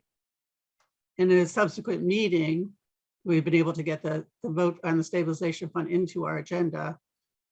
Even so, what goes out in the warrant would be high, which would be a little confusing, which would be unfortunate because then people would think, oh, where's our parliamentarian? I think it's okay to say it right on the floor, that subsequent to tonight's passage, if that's what we do, that we went back to our stabilization and that was part of our plan. But we could vote it very soon, sending a clear message to our citizens and finance committee that we are lowering it and message the community to that effect, right? And we be clear at the public hearing. I think all those things. I think that would be very satisfactory. Sentiments from Carlisle? My preference would be to have the stabilization, if we decide to use the stabilization monies that we talked about last year, potentially using for this purpose. My vote would be to try to have the reduced number be the number that makes it into the warrant, just to, not to have the larger number there. So What's we the have a very brief meeting next week. Or if it's possible, What's the absolute deadline for Carlisle? the 25th, 25th, which, midnight. right, that's what I'm saying. So But we this could- is something reasonable that could come up tonight, that we could vote on it tonight, right? As part of our discussion, because it's a working meeting. And we talked a lot about this last year when we talked about moving the money into the stabilization fund. This is exactly what we cited as one of the big ticket items. Well, here's, Right? how about this, parliamentarians? We vote the 1053 tonight. Mhm. And no, excuse me, we vote 800,000 tonight.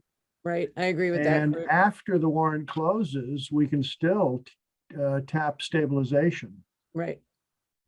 Oh, I yeah. agree. I don't think it has to be in the other order. Yeah. Okay. Oh, I see. So somebody lower the says, number. how'd you get $1 million project for 800? We said, watch us. In 2 weeks, we're going to tap Right. stabilization. Exactly. We print money. It's like a sitcom. We're leaving like a cliffhanger. So can somebody write up a document with the right number assuming that we're going to use the 200K? Jared's got it. Yeah. And the numbers above, on that whole document has to, well, I don't know if we just need to remember to clean up the Concord's assessment number. Yeah.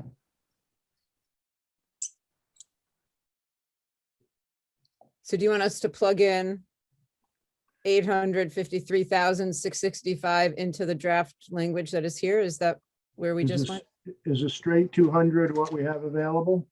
We have 202, Jared, you have that handy 200. too. $202,649. I'm And it sorry, looks like this one. can you repeat that, Jared? $202,649. And this would require 2/3 vote ballot. as well as ballot. And a ballot. Yeah, Okay. yeah, we and just a ballot. confirmed that because we had a feeling it was a ballot. Good, thank you. Yeah, so I'm comfortable keeping it a straight 200 and know that we've got a stabilization fund to rebuild. Okay. That works, I think.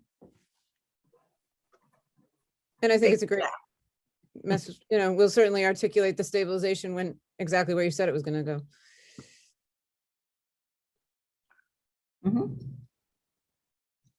So read the number a third time, 803. No, I have 853, Jared. can you- 853. 853-665.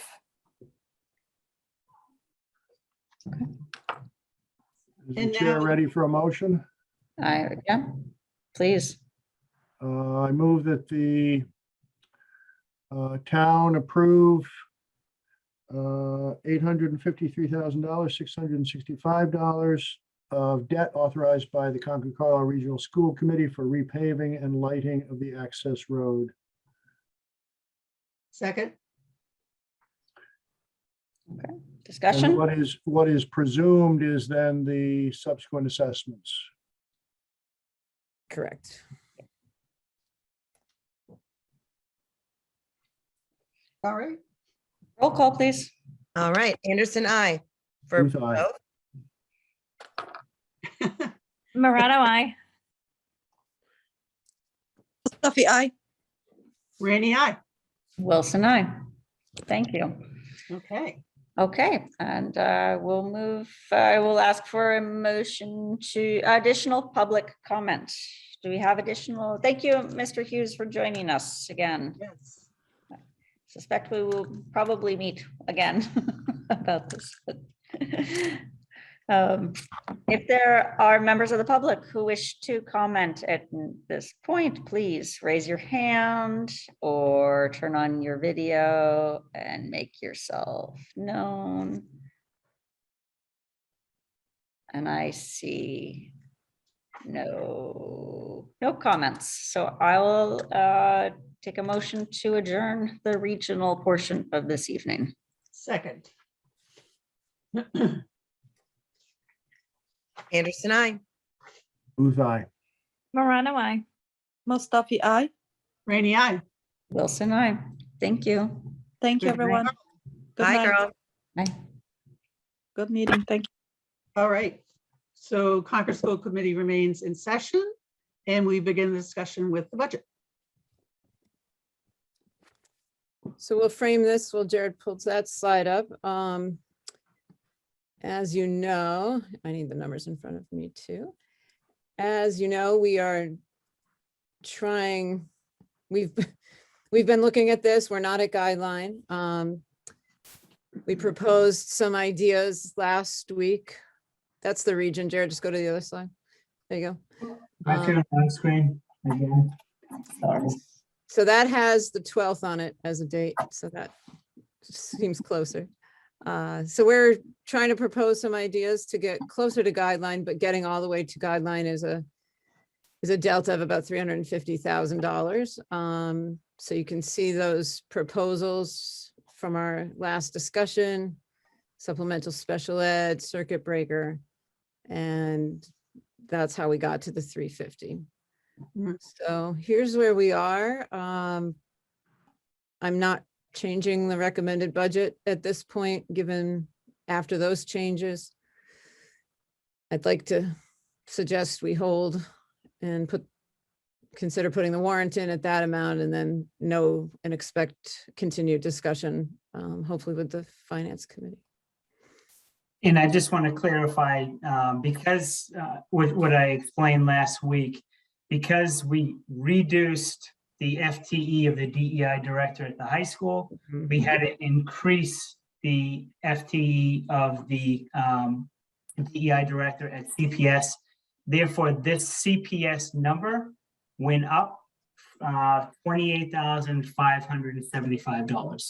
So we were originally a difference of $486,848. And now our delta went up to $515,423. the same two recommendations here, but instead of being 321,848 over the guideline, with these recommendations, we are now 350,423.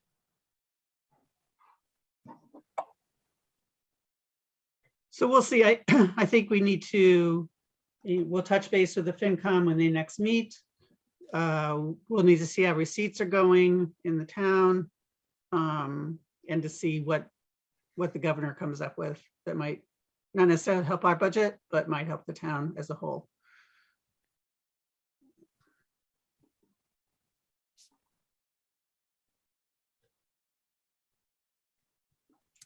We're happy to talk on anything else. So Cynthia, when would that conversation take place? I don't know if it'll be, I hope that the FinCom would discuss it. But I would think this would be at top of their mind heading into the hearing season. So I hope we'll have a dialogue going forward. I think there's a lot of things sort of up in the air.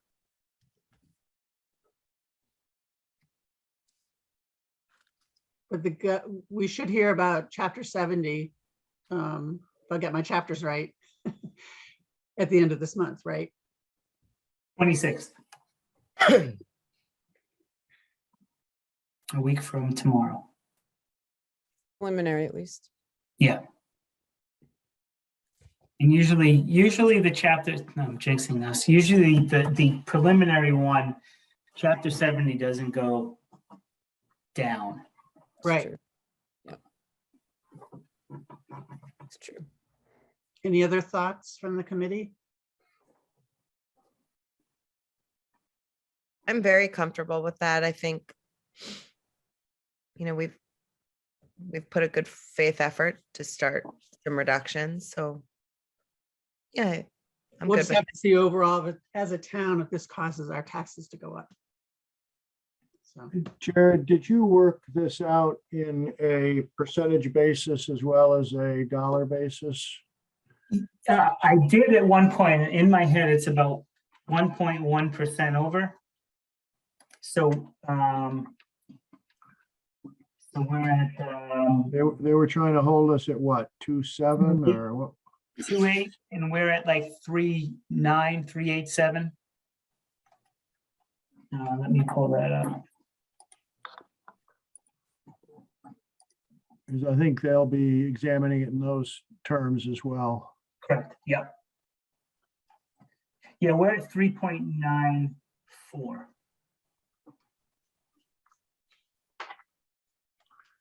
So yeah, 1.1 over percentage. Okay. And I guess I would say from my perspective, I'm very comfortable with this number. And, yes, there may be a tax increase, but our obligation is to advocate for the students. So I think this is a number that, we should really advocate for our kids.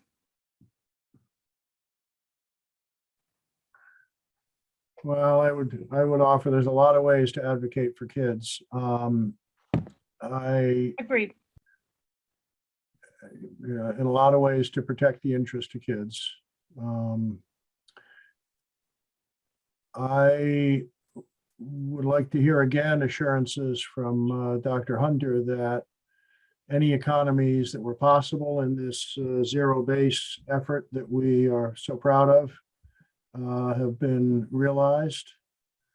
That coming in a full percentage over is something that is without any realistic alternatives, except ones that directly impact kids. I don't live with the budget in a granular way where I can say that with assurance, although I do see the spreadsheets. But how that translates to service for kids, that's where I need to turn to principals and Jared and you. Yes, no, we've been through this budget a number of times. We've taken some risks already. And, any further layers would certainly have direct impact to students. And I'll remind you of good portion of the increase is to finish the continuum of special education programs, Yep. which will both service kids, but also reduce costs in the long term. So, you know, on January 18th, I'm always going to say we've done it based on what we know right this minute, and things evolve. We may get more retirements. We may have other moving pieces as the winter and spring go forward. So, you know, that's the best number we're comfortable bringing today. And, you know, we're always going to revisit and always come back if there's ways to keep closing that gap. And just to So- clarify too, Court, on your question, so we were originally at 3.94. If the school committee takes the recommendations of the reducing it by 165,000, then we are at 3.54. So the number that's going to be in your vote was the number that has these two reductions and offsets. So it would be 3.54. And this may be, you may think I'm springing this on you, and I don't intend to, and I don't need an answer right now, but I think we could address again between now and the Springtown meeting where this budget does make us most vulnerable. Where were those risks? I think that's going to be a necessary part of our Sure. community's understanding.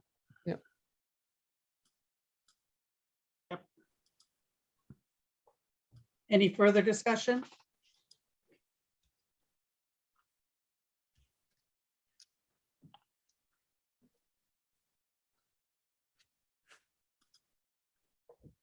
I'm not trying to rush people if they need a little more time just to look at things. Are we ready for a vote?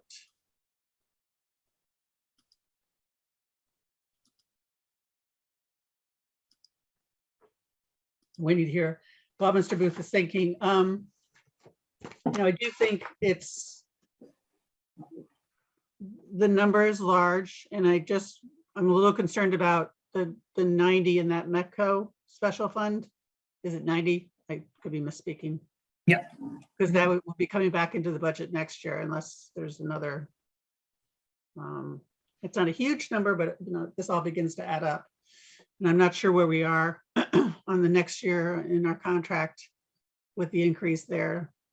So I'm just worried that we're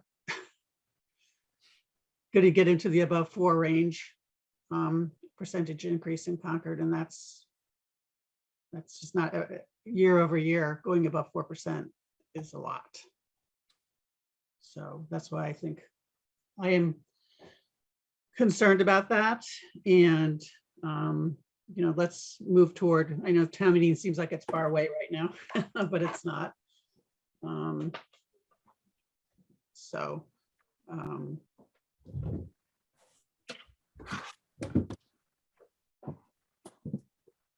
But Lori, we have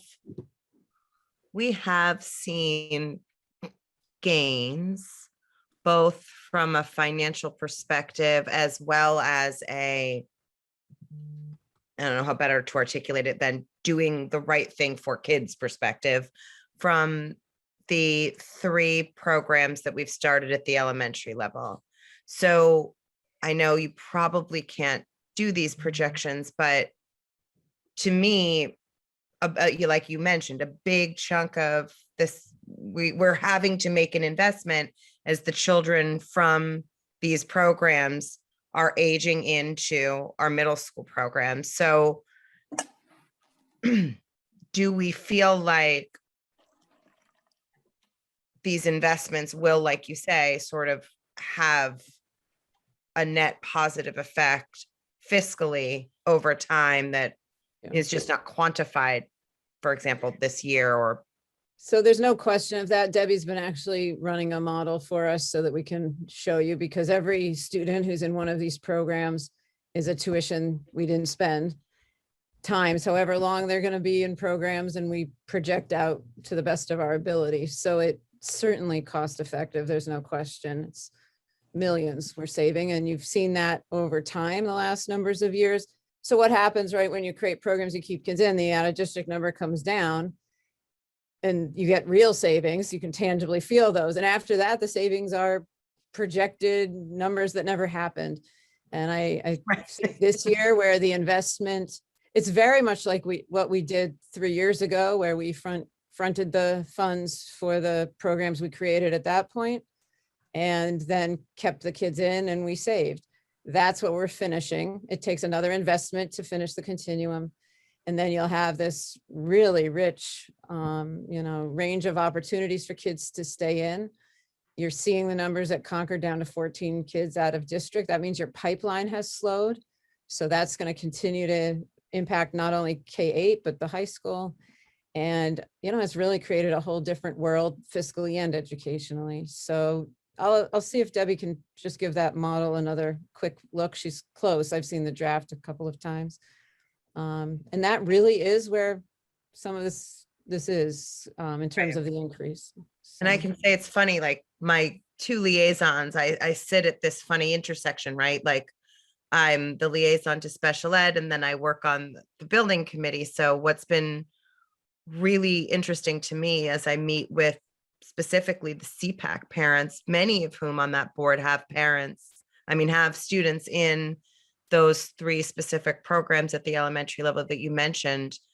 This investment to them is so important, and they'll say, loudly in their meetings, if my kids were born 5 years prior, we would not be in this district, because there would not have been a program for them. And I hadn't heard it articulated so precisely, and just so plainly. And I think that's worth noting. So I know we're not voting on the next year's budget this year, but this is my concern, is that our salary increases were like 3.5% in the CTA. Next year, they're almost 5%. So we're really going to be looking at, we're going to have to do something major. So tonight we're saying there's nothing to cut. Unfortunately, next year we might have to. So I think we have to be very aware that we're about, to get into some very difficult conversations. And CPS specifically, because it's not happening at the region. So. Well, And- to your question, if Jared and Lori had gone one step further with austerity moves, what would they be? What would you all be talking to us about? And we don't need to know tonight. Can I just interject for a second? I guess, I'm here, there's a lot of discussion about special education. We have an obligation. It is, it is costing us more money. I think no one is denying that right now, and is going to keep our kids in the district. And I think we still always have to think philosophically what is best for these kids. And that is what is best for these kids is to keep them here. It will be a cost savings in the future. Can we say it's going to be next year? Probably not. The year after, it is going to start to happen, but it's very difficult. And I think that Lori and Jared have worked on this budget. They've said to us numerous times that there's nothing else that they could cut out. So by asking them, go back again, what would you cut out if you had to, is kind of an unfair question to them, because they're coming to us saying, we've been back at it. No, Tracy, I'm not saying that at all. I would dispute that. I don't think it's unfair. I think it's not irresponsible. I think it's careful. And I want to caution us that we can't support an entire budget and make it inviolate because of special education. That doesn't mean that it's a hands-off budget for us. Yeah, which I'm not Special ed is- suggesting that. Special ed is one part of the district's operations. It doesn't take everything off the table. But where our salary costs are such drivers here, really that's what's driving this budget is, that to me, We, the school committee, voted that right, contract. Yeah. So we, the school committee, now need to make some tough decisions. It is on us. it is on us, right? Yeah. But I mean, I think that, I just think we have to be very careful. I think that they've come to us numerous times with the budget, that they've said we can't find anything else. And at some point, Signing warning that next year, we are heading into a budget where we are going to do this. We will have to make hard decisions. Because we can't sustain a 5% increase when other departments in the town are doing too. So I just think we all need to think about, this year, next year. We do have those numbers, which I think is valuable work. And they're big. So I just think we have to start getting really creative, that's all.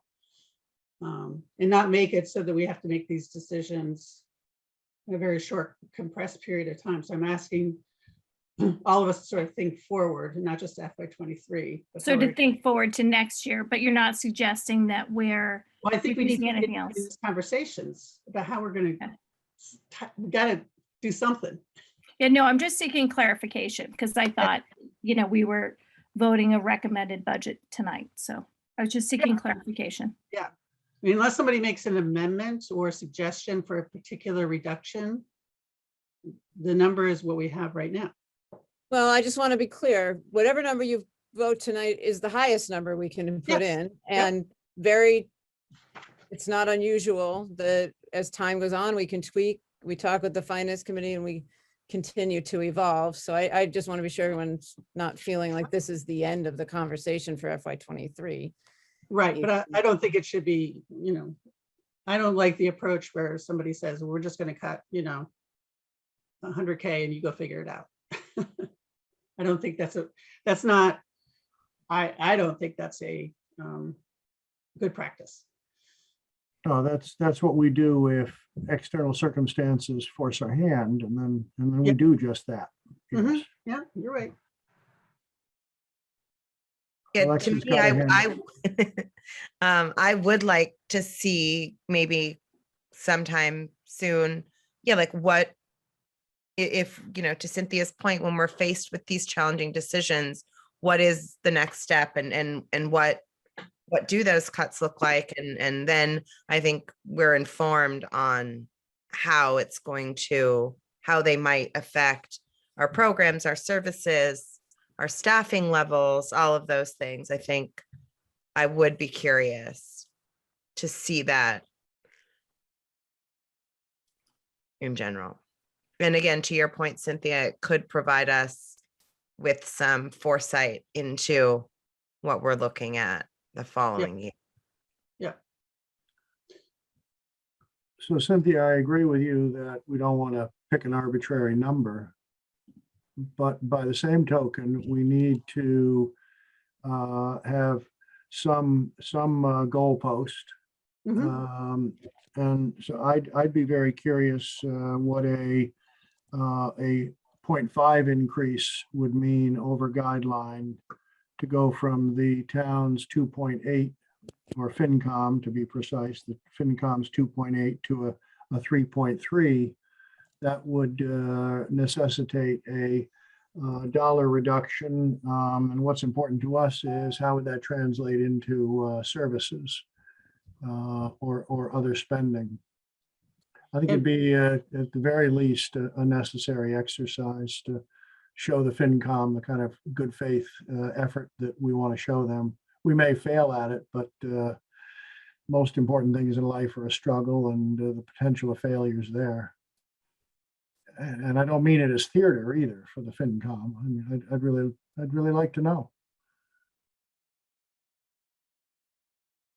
So what form, are you just making a request? Are you? Well, there you go.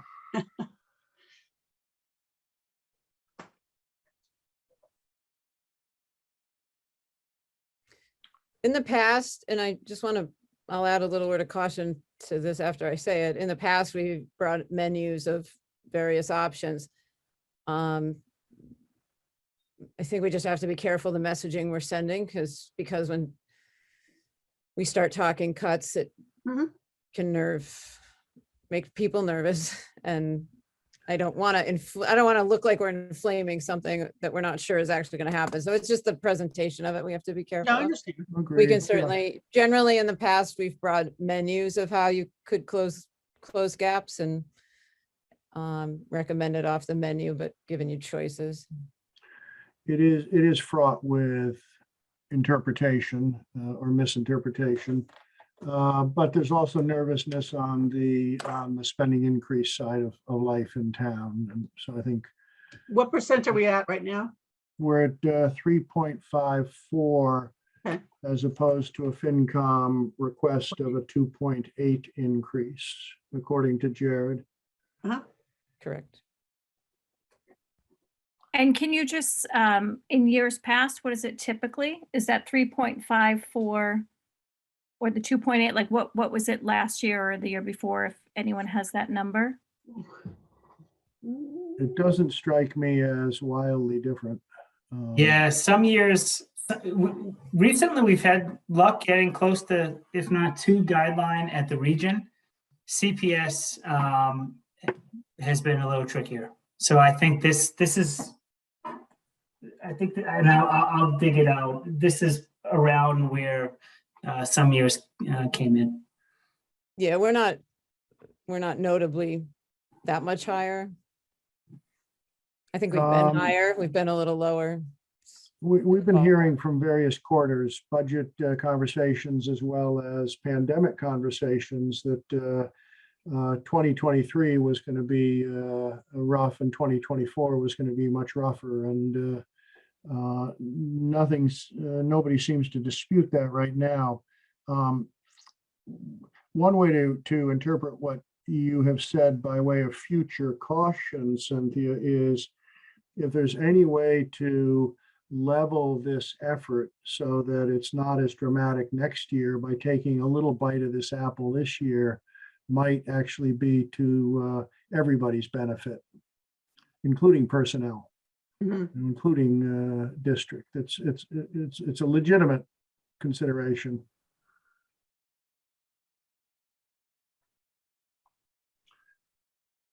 Court, how would you like to proceed as a, I feel like I would like us to do some work. As Dr. Hunter said, we can do the work after we vote this 354 number percentage increase and come to town meeting with a different number, lower, obviously, can't go higher. Would you feel comfortable with that approach, or are you looking for something? I would be guardedly optimistic were we to vote a 354 with assurances that we would have a really rigorous good faith look at what modest reductions to bring us into 3.5 would look like. This is irrespective of any guess as to how the FinCom would respond. I have no idea, but it would gratify me that we had worked that hard and the school committee and the administration had dug deeper, because I think it will be something we'll be hugely thankful for next year, that we at least started this process of being a little more vigilant than we've had to be in the past. I think it's going to pay off. I think that's a very reasonable prediction. Okay. Any more discussion?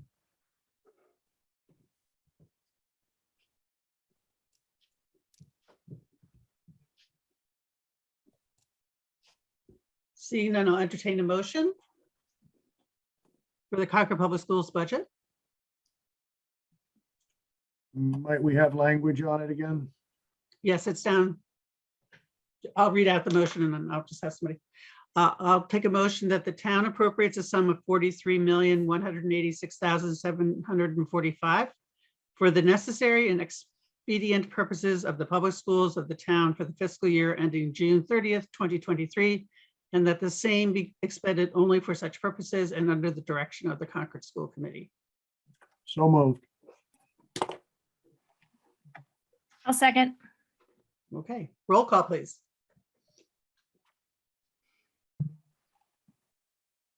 Anderson, I. Booth, aye. Morano, I. Rainey, aye. Passes unanimously. And our next agenda item is. Oh, I jumped ahead. Sorry. So we took the budget vote and I'm going to return to the discussion. Sorry about that. For special town meeting prep. We will be meeting at 6:30 before town meeting. I suggest that everybody, in order to be sure that they get into the building on time, arrive not at 6:25, but more like 6:15 because of the outdoor component where you might find difficulty parking if you arrive close to that time. At that meeting, I think we can discuss our statement and I'll send it around before that and people can reply back to me only. Is that acceptable to everybody? Are we gonna see that statement before tonight? I said, I'll send it out. We'll do it. Okay, you'll send it after this. You can send me comments, don't reply all. Okay, okay, perfect, thanks. Mhm. Any other preparation we need to do for town meeting?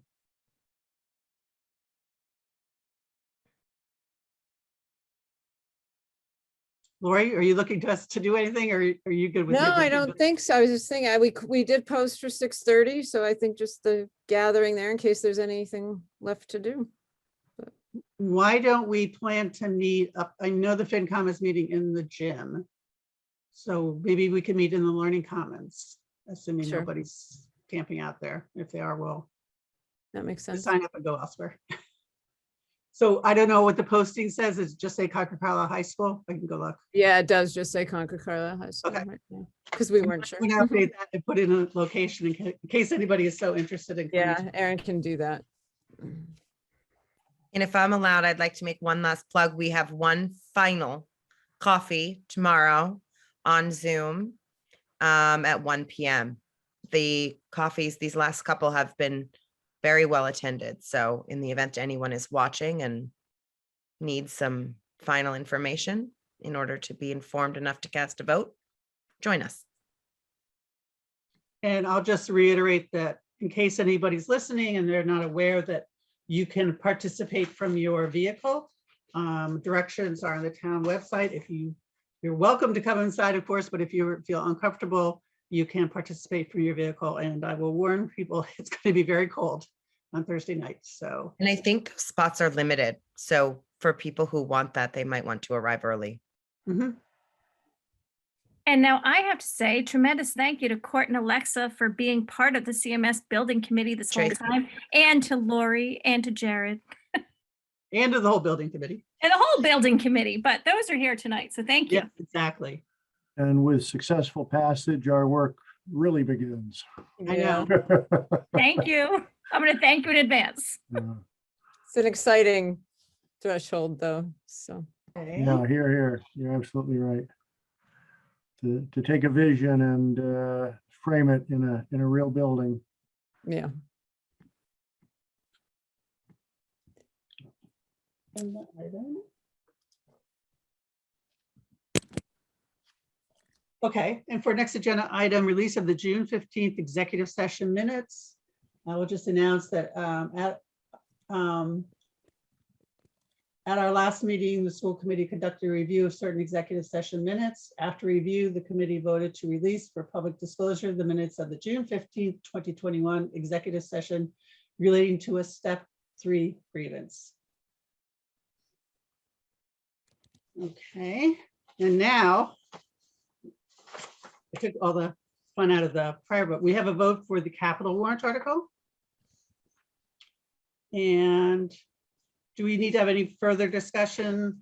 The only thing is, I believe, Laura, you were planning to meet with the town manager of Carlisle about the Ripley expenses. I know we're not going to, include that in this number or whatever. That's going to be further discussion. right. So I'm meeting with Tim Goddard and Carrie LaFleur tomorrow, actually. Okay. And I know that the Carlisle FinCom wanted to discuss that with you and Jared and We are meeting with them on Monday. Monday. Yeah. Okay. I'll be there as well, and I think Sarah will be Great. there, so. More news to Great. come on that, but that doesn't impact this number tonight. Right. So we've talked about this a couple of times. Does anybody have any additional questions about the Concord warrant article? Yeah, refresh my memory. This is the 900,000 within the town manager's Thank you. budget. Okay. Yeah. Does anybody need to see the slide again with the work? So the slide, the 900K slide, I remember, I just didn't recognize the, I'm sorry, I was on the wrong page. Forgive me. Okay, once again, yeah, I'm all set. Thank you. Okay. Two motions in one document. Uh-huh. Oh, I think we're good to go. Okay. Tracy and Alexa, anything else? No, I think we've looked at this so much at this point. I'm I good. I think I'm comfortable. I So should be. We all motion? should be. Anyone want to read the motion? I move that the town appropriate the sum of $900,000 to be expended under the direction of the Concord School Committee for remodeling, construction, reconstructing, or making extraordinary repairs, including original equipment and related work at various Concord Public School buildings.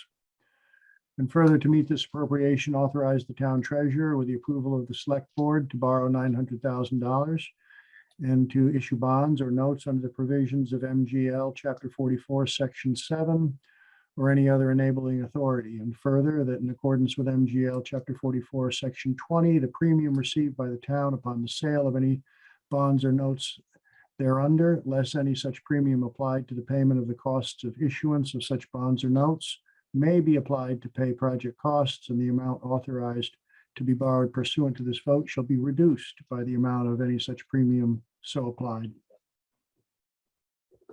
I'll That's second. fine. That's a long one. That's a long one. Thank you very much. Any further discussion?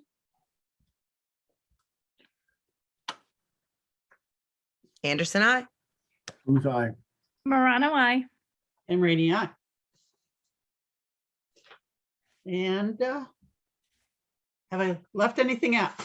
I think that's the end of the meeting. I'll entertain a motion to adjourn. So moved. Second. Roll call, please. Anderson, I. Booth, aye. Morano, I. Rainey, aye. I will see you all in person on Thursday night.